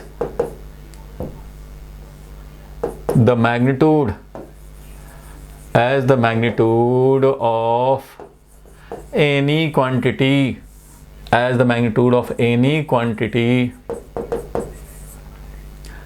is expressed in terms of decimal, in terms of decimal, चाहे एक्सप्रेस्ड यूजिंग, ऐसा लिख दें, using decimal number system, using decimal, और इसी को हम लोग बोल रहे हैं मेट्रिक नंबर सिस्टम। ठीक है, SI is metric system of unit as the magnitude of any quantity is expressed using decimal or metric number system 0 1 2 3 4 5 6 7 8 9। बस इसको डेसिमल नंबर सिस्टम और मेट्रिक नंबर सिस्टम बोलते हैं। क्लियर है रेवांत? बोलो भाई। Yes, sir. रेवांत को क्लियर है, चलो बहुत बढ़िया। और कौन कौन है भाई जरा पूछ लूँ। काशवी सिंघाल क्लियर है? Yes, sir. Sneha Mishra clear है भाई? Yes. Alia Singh Yes, sir. Very good. तो किसी को डाउट नहीं है। चलो आगे बढ़ते हैं हम लोग, नेक्स्ट पे चलते हैं। इसको हटा दूँ? हटा दिया। Yes, sir. चलो, स्टेट एडवांटेज ऑफ SI का क्या एडवांटेज है over other system of unit. चलो मैंने बोला था ना कि SI का एडवांटेज भी हम लोगों को आज देखने हैं भाई। तो SI सिस्टम ऑफ यूनिट के क्या एडवांटेज हो गए, तो देखो भाई SI के पहले MKS सिस्टम था, CGS सिस्टम था, FPS सिस्टम था। इन सब सिस्टम में, या MKSQ सिस्टम था लास्ट क्लास में, जिसका छूटा हो वो लास्ट क्लास देख सकता है। MKSA सिस्टम था, तब आया SI। उसके पहले SI के पहले इतने सिस्टम थे। इसके डिमेरिट, इसका जो डिसएडवांटेज था, डिमेरिट क्या क्या था भाई? इसका डिमेरिट क्या था? इसमें सबकी अलग-अलग थी। बिल सबकी अलग थी सर। यूनिवर्सली एक्सेप्टेड नहीं था। ठीक है भाई, यूनिवर्सली एक्सेप्टेड नहीं था। नंबर 1 डिमेरिट, कवरेज नहीं था। ठीक है, does not cover all branches of physics, सब फिजिक्स के सारे ब्रांचेज को कवर नहीं किया था। ओनली मोशन रिलेटेड था ये सब। देखो ये 3 जो थे, 3 स्टार्टिंग वाले, ओनली मोशन डील करने में काम आता था, क्योंकि इसमें 3 ही था। कौन कौन भाई? तो मास था, लेंथ था और टाइम था। मास, लेंथ एंड टाइम, ओनली 3 थे जो मोशन रिलेटेड हैं। ये तो मोशन रिलेटेड है, मोशन का काम तो हो जाएगा, बट हमारा चार्ज या करंट वो सब नहीं हो पाएगा। इसमें क्या हुआ, तो एक एक्स्ट्रा चार्ज आया, मीन्स 3 तो था ही, प्लस चार्ज आया। और ये क्या था भाई? तो ये 3 था, यानी कि मास, लेंथ और टाइम था, और ये प्लस करंट आया। तो इसमें खाली करंट इलेक्ट्रिसिटी का इंक्लूड करने से थोड़े सारे ब्रांच हो जाएंगे? नहीं हुआ। इसमें हो गया मीटर, केजी, सेकेंड, और एक आ गया चार्ज का कूलम। और यहाँ पे आ गया मीटर, केजी, मतलब वही सब, मीटर भी था, केजी भी था, सेकेंड भी था, और करंट का आ गया एम्पियर। लेकिन इससे बात नहीं बनी भाई, ये सब डिमेरिट ही रह गया ना। तो यूनिवर्सली एक्सेप्टेड हुआ, मीन्स सारे कंट्री इसको फॉलो कर लें तब ना यूनिवर्सल एक्सेप्टेंस समझा जाएगा। लेकिन ये नहीं हुआ, सब पार्शियली फॉलोड था। 2 कंट्री कर रहे हैं तो 2 कंट्री नहीं कर रहे हैं यूज़। तो इसलिए इनमें ये 2 मेजर प्रॉब्लम थे, और ये 2 मेजर प्रॉब्लम को SI ने सॉल्व किया। कैसे? तो कैसे सॉल्व किया? तो जैसे ही SI का इंट्रोडक्शन की बात हुई तो सारे कंट्रीज़ के रिप्रेजेंटेटिव आए और सब मिलकर के कॉन्फ्रेंस हुआ, और तब जाकर के डिसीजन लिया गया कि कौन कौन से क्वांटिटीज़ को हम लोग स्टैंडर्ड बनाएं, फंडामेंटल बनाएं, और उनके क्या यूनिट लिए जाएं। तो भाई 7 फंडामेंटल बनाए गए और प्लस 2 सप्लीमेंट्री बना, और इस तरह से SI को हम लोगों ने इंट्रोड्यूस किया। तो सारे जो कंट्रीज़ के रिप्रेजेंटेटिव थे सब अपने अपने घर जा कर के अपने गवर्नमेंट को बताया कि भाई ऐसे ऐसे हुआ, और ये सारे डिसाइड हुए हैं, इसलिए जितने भी मेज़रमेंट हो रहे हैं वो सारे इन्हीं के टर्म में किए जाएं। तो फिर ये वर्ल्ड वाइड एक्सेप्टेड हो गया। नंबर 1। हाँ बोलो। सर पर लेकिन जैसे कि यूएस में तो आज भी सर वहाँ पे माइल्स में नापते हैं सर स्पीड, बट लेकिन बाकी कंट्रीज में सर भाई माइल्स में तुम नापो, तुम दर्जन में यूज़ करो, जो मर्जी होता है वो यूज़ करो, तुम एंगल डिग्री में यूज़ करो, जो करना चाहते हो करो, बट इंटरनेशनली रिकॉग्नाइज्ड सिस्टम जो होगा वो सिर्फ ऐसा ही है।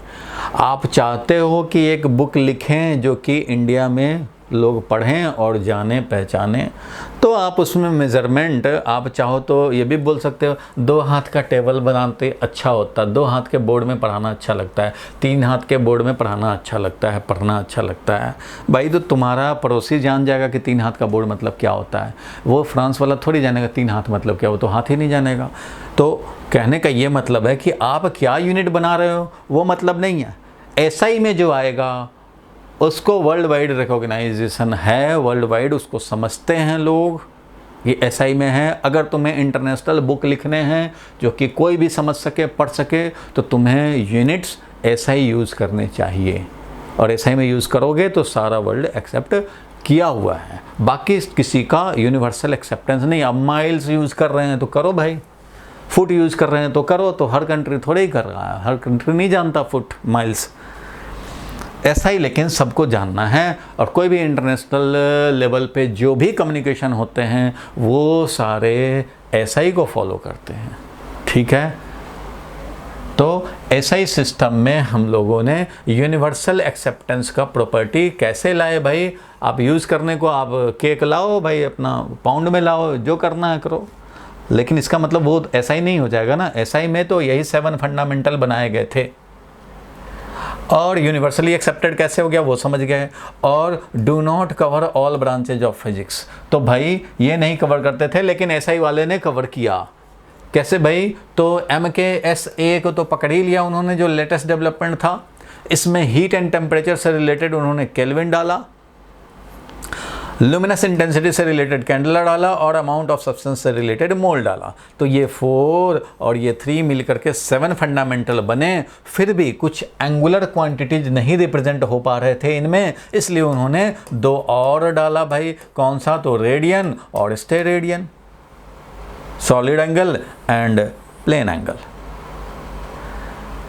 तो एसआई का बेनिफिट क्या हुआ भाई? तो यूनिवर्सली एक्सेप्टेड, और ये कवरिंग हमारा पूरे ब्रांच का हो गया ऑलमोस्ट, ठीक है। ये तो बात क्लियर हो गया यहाँ पे एसआई का क्या बेनिफिट रहा, ये मेन बेनिफिट है। और तो जो प्रॉपर्टी होना चाहिए सिस्टम ऑफ यूनिट का, जो प्रॉपर्टी होना चाहिए कि ये यूनिवर्सली एक्सेप्टेड रहेगा ही, एक्यूरेट यूनिट्स होने चाहिए, इनवेरिएंट होने चाहिए, वो सब तो होने ही चाहिए, वो सब तो है ही, वो तो सब में है। अब मीटर है तो मीटर तो भाई है फिक्स, एक्यूरेट है, केजी फिक्स है, एक्यूरेट है, सेकंड है, बट इसका ब्रांच, इसका हर ब्रांच का कवरेज नहीं है फिजिक्स में, और वर्ल्ड वाइड एक्सेप्टेड नहीं है।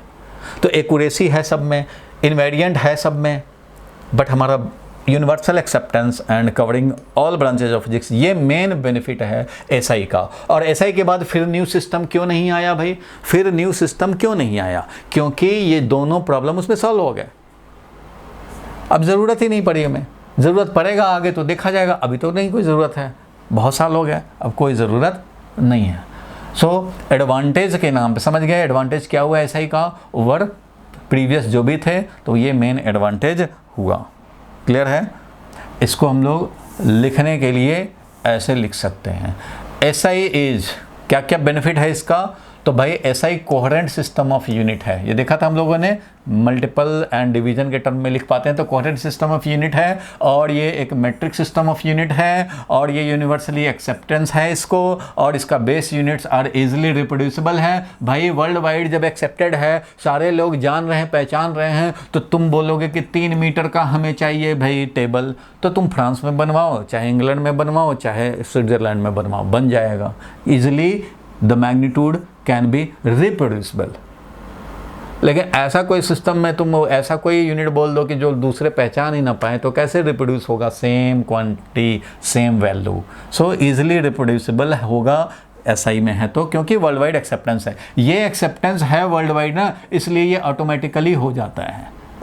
जब वर्ल्ड वाइड एक्सेप्टेड होगा तो इसका मतलब हर दुकान में अवेलेबल भी होगा, वहाँ भी दुकान में आप मीटर खरीदना चाहो खरीद सकते हो भाई, इंडिया में भी मिल जाएगा, पाकिस्तान में भी मिल जाएगा। तो वर्ल्ड वाइड एक्सेप्टेड है, हैंस वर्ल्ड वाइड अवेलेबल है, और वर्ल्ड वाइड अवेलेबल है तो वर्ल्ड में कहीं भी रिप्रोड्यूसिबल है, कहीं भी आप रिप्रोड्यूस कर सकते हो।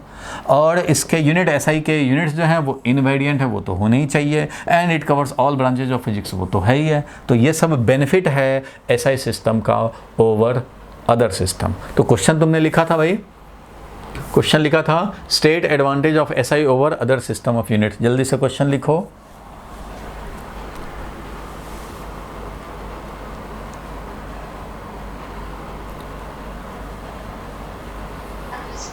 क्वेश्चन लिख लिए। तो ये ज़रूरत, ये तो समझाने के लिए मैंने बताया कि इसके क्या डिमेरिट थे, और ये दोनों डिमेरिट को सॉर्ट आउट किया गया। ये 3 ही थे पहले, बाद में 4 आए, बट इससे भी काम बना नहीं, तो SI आ गया, और SI में हम लोगों ने सारे प्रॉब्लम को सॉल्व कर लिया। तो SI का एडवांटेज जो लिखना था वो इस तरह से लिख लेंगे। ये है एडवांटेज ऑफ SI,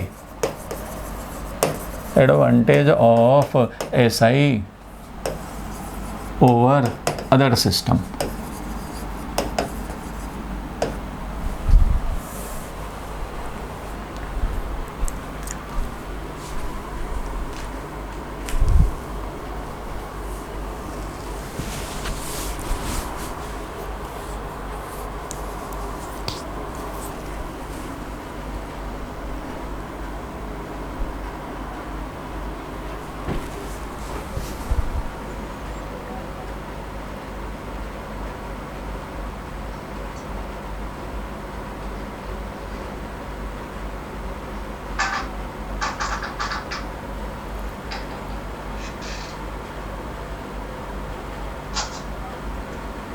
विवेक अपना माइक तो ऑफ कर ले भाई, जब बोलना हो तभी को खटखुट खटखुट मत सुना।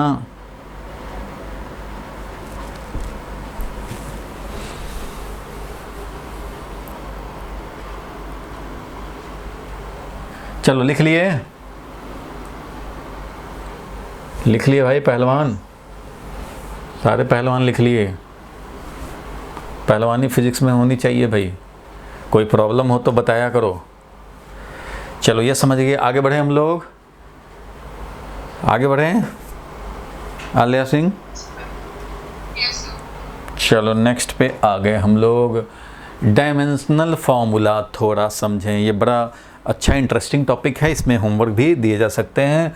ये इजी है, यूनिट निकालना, डेराइव्ड यूनिट निकालना, मान लो फोर्स का या एक्सेलरेशन का यूनिट निकालते थे, तो वैसे ही इसका भी काम करेंगे। देखो डायमेंशनल फॉर्मूला, अब टाइम क्योंकि कम रह गया है, 15 मिनट्स और टाइम है, इसलिए मैं जल्दी से बता देता हूँ डायमेंशनल फॉर्मूला कैसे निकालते हैं। फॉर एग्जांपल मान लो स्पीड है, इसका कैसे निकालेंगे। तो पहले ये समझ लो कि SI सिस्टम में क्या क्या क्वांटिटी थे भाई, तो याद होगा लेंथ, मास, टाइम, करंट, टेम्परेचर और लुमिनस इंटेंसिटी।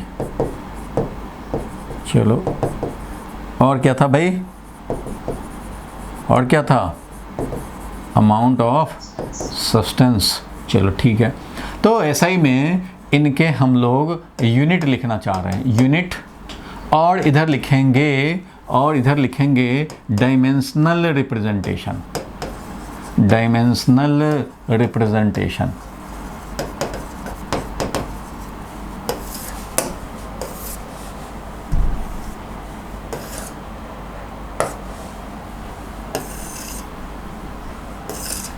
ये आप भी लिख लो, आप भी लिख लो।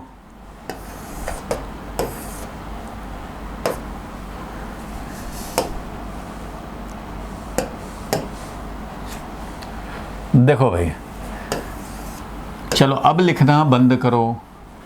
लेंथ को क्या लिखते थे, मीटर, मास को क्या लिखते थे भाई, केजी, और टाइम को सेकंड, ठीक है, करंट को एम्पियर, टेम्परेचर को क्या, kelvin, luminous intensity candela, amount of substance मोल।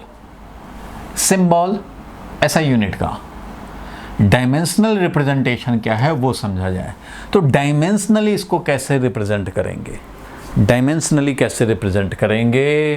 तो डायमेंशनली रिप्रेजेंट करेंगे लेंथ को कैपिटल L से, मास को कैपिटल M से, टाइम को कैपिटल T से, करंट को एम्पियर यानी A से, या फिर इसका दूसरा है I से भी रिप्रेजेंट करेंगे डायमेंशनली। टेम्परेचर को हम लोग केल्विन से रिप्रेजेंट करेंगे, या फिर दूसरा इसका है थीटा से भी टेम्परेचर को डायमेंशनली रिप्रेजेंट करते हैं। और ये जो यूनिट है वही इसका डायमेंशनल रिप्रेजेंटेशन है, जो यूनिट है वही इसका डायमेंशनल रिप्रेजेंटेशन है। तो ये जो है ना डायमेंशनल रिप्रेजेंटेशन, ये आपको याद रखने हैं। डायमेंशनली रिप्रेजेंट कर रहे हैं, ये याद रखने हैं। जिस तरह से फंडामेंटल यूनिट SI के याद रखते हो, बाकी डेराइव्ड का इनके टर्म में लिखते हैं हम लोग, वैसे ही डायमेंशनली रिप्रेजेंट करना ये याद होना चाहिए। और बाकी डेराइव्ड क्वांटिटी का डायमेंशनल रिप्रेजेंटेशन इनके टर्म में लिखेंगे यूजिंग सम कन्वेंशन। कुछ कन्वेंशंस हैं उनको फॉलो करते रहेंगे। लिख लो जल्दी से, और मैं अब शुरू हो जाता हूँ। फिर जैसे यूनिट निकालते हैं डेराइव्ड क्वांटिटी का, वैसे ही डायमेंशन निकालेंगे। डेराइव्ड क्वांटिटी क्या होता है? तो 7+2 छोड़ दो, बाकी फिजिक्स के टर्म को पकड़ लो, वो सारे डेराइव्ड क्वांटिटी। चलो, तो ये मेन था मेरा पर्पस अभी का, कि ये आपको याद रखने हैं सबका। तो भाई पहला लेटर, लेंथ का L, मास का M, टाइम का T, करंट का जो सिंबल है वो, ये सारे सिंबल पकड़ लिए। सिर्फ मास, लेंथ और टाइम का फर्स्ट लेटर पकड़े हैं, बाकी सबका सिंबल ही हमारा रिप्रेजेंटेशन हो गया डायमेंशनल।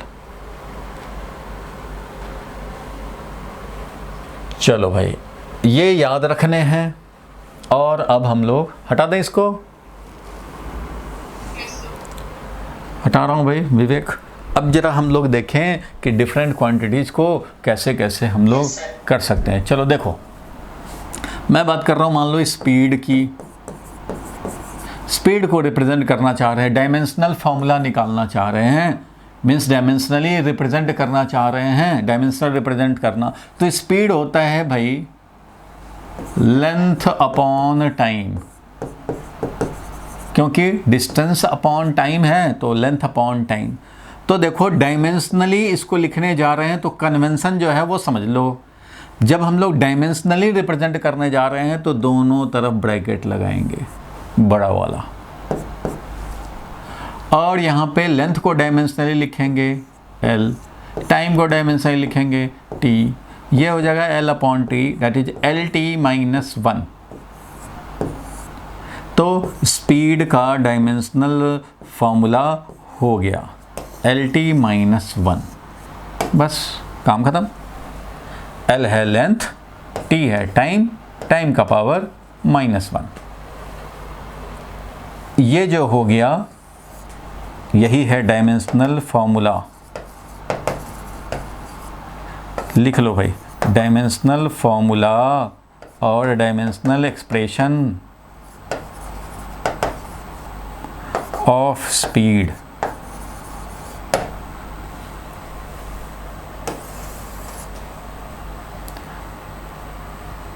जैसे ही डायमेंशनली लिखना चाहा तो ब्रैकेट यूज कर देने हैं भाई, ब्रैकेट यूज करने हैं लेफ्ट हैंड में भी राइट हैंड में भी। दिस इंप्लाइज ये एंड दिस इंप्लाइज ये।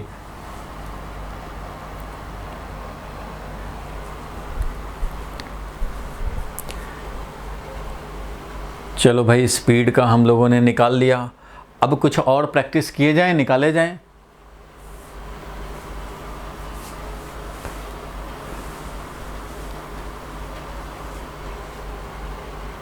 लिख लिए यहाँ तक?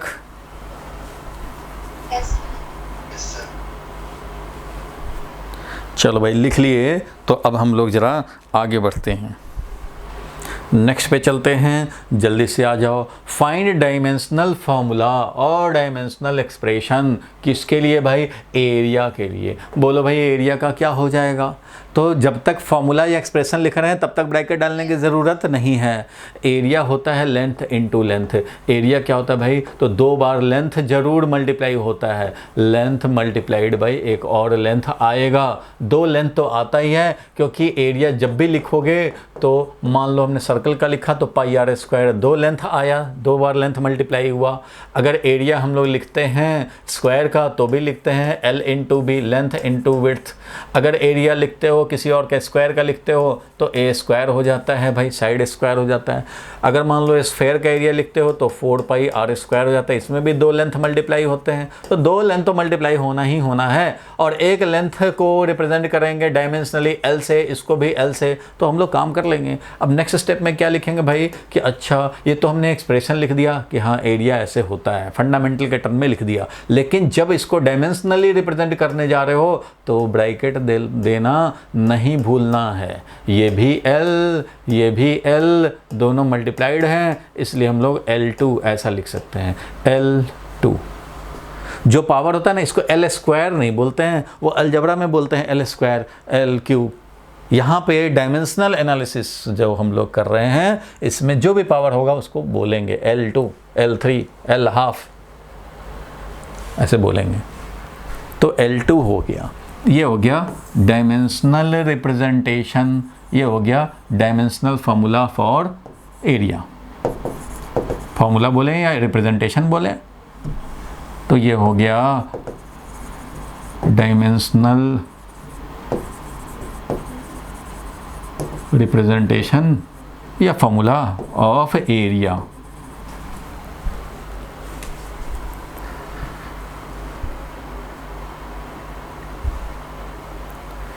क्लियर है यहाँ तक? रेवांत पहले वाला कवर किया हुआ है ना तुम्हारा, कुछ छूटा तो नहीं है? नहीं सर, कर लिया सर। चलो बहुत बढ़िया। तो अब देखेंगे वॉल्यूम। तो वॉल्यूम भाई, वॉल्यूम में भी तो क्या होता है, वॉल्यूम का निकालेंगे तो क्या करेंगे, तो वॉल्यूम में तो 3 लेंथ मल्टीप्लाई होते हैं भाई। वॉल्यूम देखोगे अगर मान लो सिलेंडर का, तो क्या वॉल्यूम होता है भाई, तो pi r square into L होता है volume, pi r square into L. और वॉल्यूम देखेंगे स्फेयर का, तो क्या होता है भाई, तो इसका वॉल्यूम होता है कितना, बोलो, होमवर्क भी दिया था, 4/3 पाई आर क्यूब, ये वॉल्यूम होता है इसका वॉल्यूम ये है। ठीक है भाई, उससे से जिसमें भी वॉल्यूम होगा देखोगे 2 लेंथ यहाँ है, 1 लेंथ यहाँ है, यहाँ 3 लेंथ है भाई। तो किसी का भी क्यूब का मान लो वॉल्यूम निकालोगे तो क्यूब का भी वॉल्यूम निकालेंगे, तो क्या होता है वॉल्यूम, उसका होता है ए क्यू। तो वॉल्यूम में 3 लेंथ तो मल्टीप्लाई होने ही होने हैं, इसलिए हम लोग बोल सकते हैं वॉल्यूम डायमेंशनली लिखेंगे तो भाई लेंथ को लिखने पड़ेंगे डायमेंशनल रिप्रेजेंटेशन, एक और लेंथ को लिखने पड़ेंगे डायमेंशनली, एक और लेंथ को लिखने पड़ेंगे डायमेंशनली, और इस तरह से L L L हो जाएगा। यानी कि क्या हो जाएगा, L into L into L, that is L3। LQ नहीं बोलेंगे, L3। डायमेंशनल एनालिसिस में लैंग्वेज ये है, जो पावर होगा वो बोलना पड़ेगा, L3। बोलो भाई, क्लियर है यहाँ तक? कोई कंफ्यूजन नहीं होना चाहिए। चलो भाई, डेंसिटी का कर लोगे, डेंसिटी कर लेंगे भाई सारे लोग। डेंसिटी क्या होता है, मास अपॉन वॉल्यूम, ये होता है। अभी यहाँ पे देखो हमने डायमेंशनली नहीं रिप्रेजेंट किया है, तो ये ऐसे ही मैंने फॉर्मूला लिखा, तो इसलिए इसमें ब्रैकेट डालने की ज़रूरत नहीं। लेकिन जैसे ही तुम डिसाइड किया कि नहीं भाई अब डायमेंशनली लिखने जा रहे हैं, तो ब्रैकेट होना चाहिए। ब्रैकेट डालने से ही क्लियर होगा कि आप राइट हैंड साइड पे डायमेंशनल रिप्रेजेंटेशन लिखने जा रहे हैं। तो ये ऊपर डाला मास और इधर है वॉल्यूम, मतलब L3, तो क्या मिल जाएगा, ये ml-3। ये है डायमेंशनल फॉर्मूला फॉर डेंसिटी। ठीक है, एक्सेलरेशन का निकालेंगे, जल्दी करो भाई, इसको एक्सेलरेशन का निकालो। एक्सेलरेशन होता है change in velocity, final velocity minus initial velocity, change in velocity upon time taken. और भाई यूनिट निकालना हो चेंज इन वेलोसिटी का, तो वही होता है जो वेलोसिटी का होता है। और चेंज इन वेलोसिटी देखो या वेलोसिटी देखो, एक ही तो बात है, unit wise, dimension wise. So velocity upon time, ऐसा हमने लिखा। क्योंकि देखो भाई, चेंज इन वेलोसिटी अगर final velocity minus initial velocity लिखें तो यही होता है भाई, 5 मीटर पर सेकंड हो गया है, पहले तो 2 ही मीटर पर सेकंड था, तो चेंज इन वेलोसिटी क्या हुआ भाई, तो 3 मीटर पर सेकंड का हुआ। तो चेंज इन वेलोसिटी का यूनिट वही होगा जो वेलोसिटीज के होते हैं, चेंज इन वेलोसिटी का यूनिट वही है जो वेलोसिटी का होगा। क्योंकि लेंथ में लेंथ सब्ट्रैक्ट होगा, लेंथ मिलेगा रिजल्ट, स्पीड में स्पीड सब्ट्रैक्ट होगा, स्पीड ही मिलेगा रिजल्ट। यही होता है भाई। ऐसा थोड़ी कि 2 मीटर में 1 सेकंड सब्ट्रैक्ट कर लें, ऐसा तो नहीं होता रेवांक। होता है 2 मीटर में क्या 1 सेकंड सब्ट्रैक्ट कर पाएंगे? नहीं कर पाएंगे। बहुत अच्छा, तो नहीं कर पाएंगे तो ऐसा होता नहीं है, इसलिए ये मीनिंगलेस बात हो गई। 2 मीटर में 1 मीटर जरूर सब्ट्रैक्ट करते तो 1 मीटर मिल जाता। अगर मान लो हमारा 12 मीटर होता, उसमें हम लोग 8 मीटर सब्ट्रैक्ट करते तो 4 मीटर हो जाता भाई। तो जब भी डिफरेंस होता है तो उसका वही होता है जिस चीज़ का डिफरेंस निकाले हो, यूनिट या डायमेंशन, ये दोनों सेम ही होते हैं। ये मैंने लास्ट क्लास में शायद बताया भी था। तो यहाँ पे वेलोसिटी, चेंज इन वेलोसिटी मतलब वेलोसिटी। तो अब हम लोग डायमेंशनली लिखने का अगर डिसीजन लेते हैं, जब तक डायमेंशनल रिप्रेजेंटेशन नहीं लिखे हो तब तक तो कोई ब्रैकेट की ज़रूरत नहीं है, बड़ा वाला ब्रैकेट, ये तो ऐसे एक्सप्रेस कर रहे हो। लेकिन अब यहाँ पे लिखना चाहेंगे तो यहाँ पे ऐसे हम लोग लिख सकते हैं, acceleration is equal to velocity का लिखेंगे तो लेंथ अपॉन टाइम होता है, यानी कि LT-1 डायरेक्ट बोल सकते हैं। वेलोसिटी या स्पीड LT-1 होगा कि नहीं? बोलो भाई विवेक, ये क्या है? स्पीड अपॉन टाइम है, ये स्पीड है, ये वेलोसिटी या स्पीड है, ये क्या है भाई? तो डिस्प्लेसमेंट अपॉन टाइम है। तो डायमेंशनली तो LT-1 होगा, और नीचे यहाँ T है, तो ये ओवरऑल क्या हो जाएगा भाई? तो ओवरऑल हो जाएगा LT-2।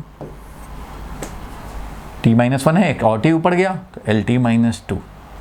तो ये मिल गया। जब ब्रैकेट डाल दिए, अब ये डायमेंशनली लिखने हैं। ठीक है, अब आप होमवर्क भी तो नोट कर सकते हैं, कर सकते हैं ना भाई? ऐसे टर्म कुछ और दे दें तो कर लेंगे काम। यस देवांग करेगा? Yes sir. कर लेगा तो यस सर। स्नेहा मिश्रा हो जाएगा, होमवर्क दें? Yes sir. चलो ठीक है।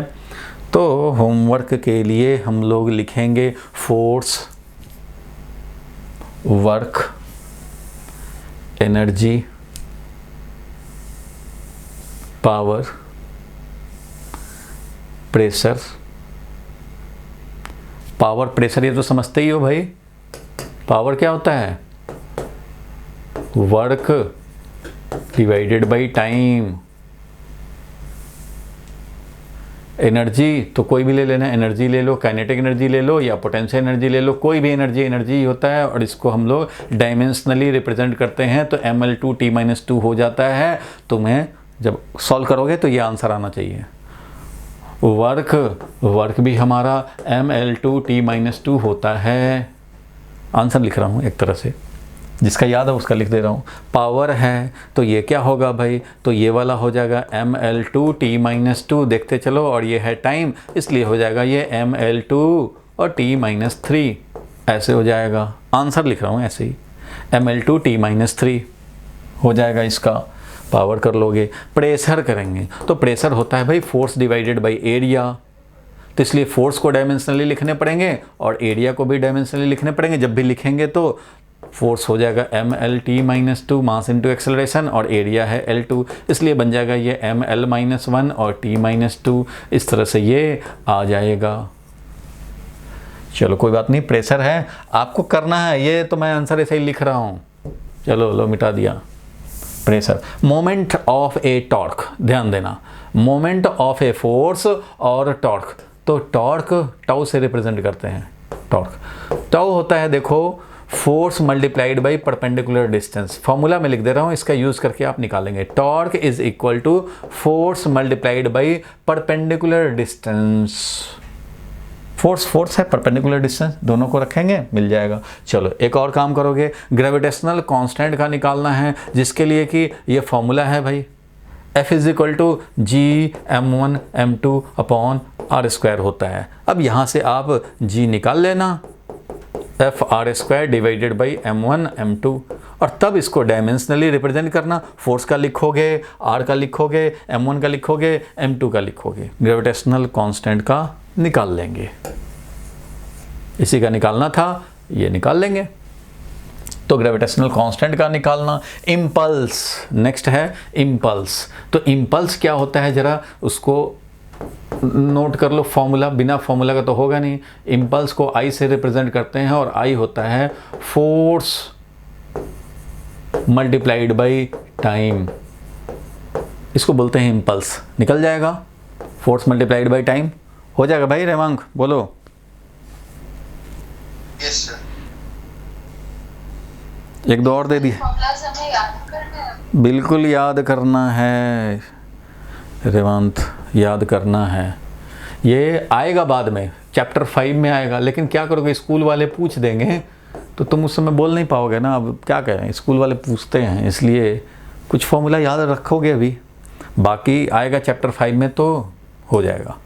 स्ट्रेस होता है force divided by area, pressure की तरह फोर्स डिवाइडेड बाई एरिया होता है, इसलिए स्ट्रेस का निकाल लोगे, निकल जाएगा। स्ट्रेन, स्ट्रेन होता है change in length divided by original length. तो भाई कुछ अभी तो ये पूछा जाता है, पूछ लेते हैं लोग, स्कूल वाले बोलेंगे रट जाओ, क्या करो, कुछ तो याद रखोगे। जो जनरली स्कूल वाले पूछ देते हैं वही चीज़ मैं बोल रहा हूँ। ये सब आएगा, ये चैप्टर 9 में आएगा, ये चैप्टर 9 में आएगा, कोई बात नहीं है। स्ट्रेन का फॉर्मूला कुछ याद रखेंगे, change in length upon original length. Coefficient of elasticity, coefficient of elasticity होता है स्ट्रेस अपॉन स्ट्रेन। जो लास्ट क्लास किए हैं तो जिस तरह से यूनिट निकाले थे वैसे निकाल लेने हैं इसको भी डायमेंशनली। स्ट्रेस अपॉन स्ट्रेन को हम लोग बोलते हैं इलास्टिसिटी कांस्टेंट, यानी coefficient of elasticity, also known as elasticity constant. ये नहीं कि स्कूल में आ जाए इलास्टिसिटी कांस्टेंट का निकालो भाई, डायमेंशनल फॉर्मूला, तो कंफ्यूज नहीं होने हैं, ठीक है। इसका भी निकाल लोगे। सरफेस टेंशन, सरफेस टेंशन को S से रिप्रेजेंट करते हैं, ये होता है force divided by length, force divided by length. Coefficient of viscosity, coefficient of viscosity के लिए फॉर्मूला बता दे रहा हूँ। एक फोर्स होता है जो कि होता है कोफिशिएंट ऑफ विस्कोसिटी को रिप्रेजेंट करते हैं एटा से, एटा से फोर्स होता है एटा, एरिया वेलोसिटी अपॉन लेंथ।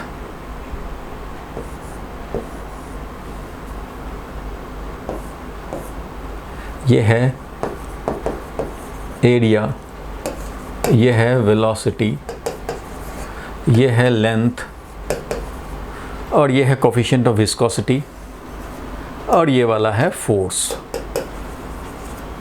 तो निकाल लेंगे, रेवांत निकल जाएगा, बिल्कुल ठीक है, निकल जाना चाहिए।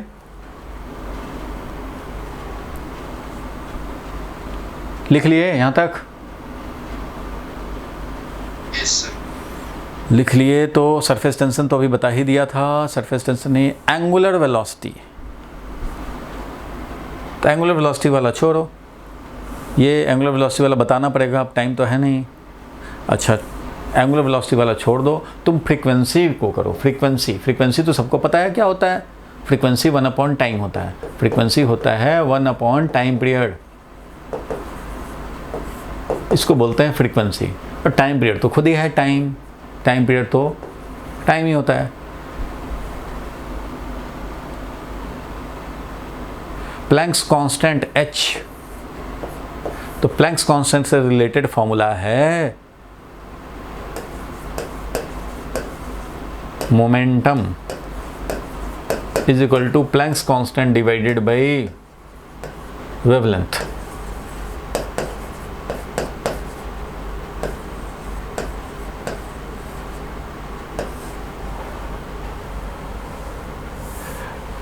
एक दो ना भी हो तो कोई बात नहीं है। चलो, मोमेंटम यानी कि P is equal to H upon wavelength, ये होता है फॉर्मूला। रिलेटिव डेंसिटी सबको पता है, रिलेटिव डेंसिटी तो सबको मालूम है भाई। क्या होता है रिलेटिव डेंसिटी? तो density of the substance divided by density of water, यही होता है रिलेटिव डेंसिटी। बस इतना ही कर लेना।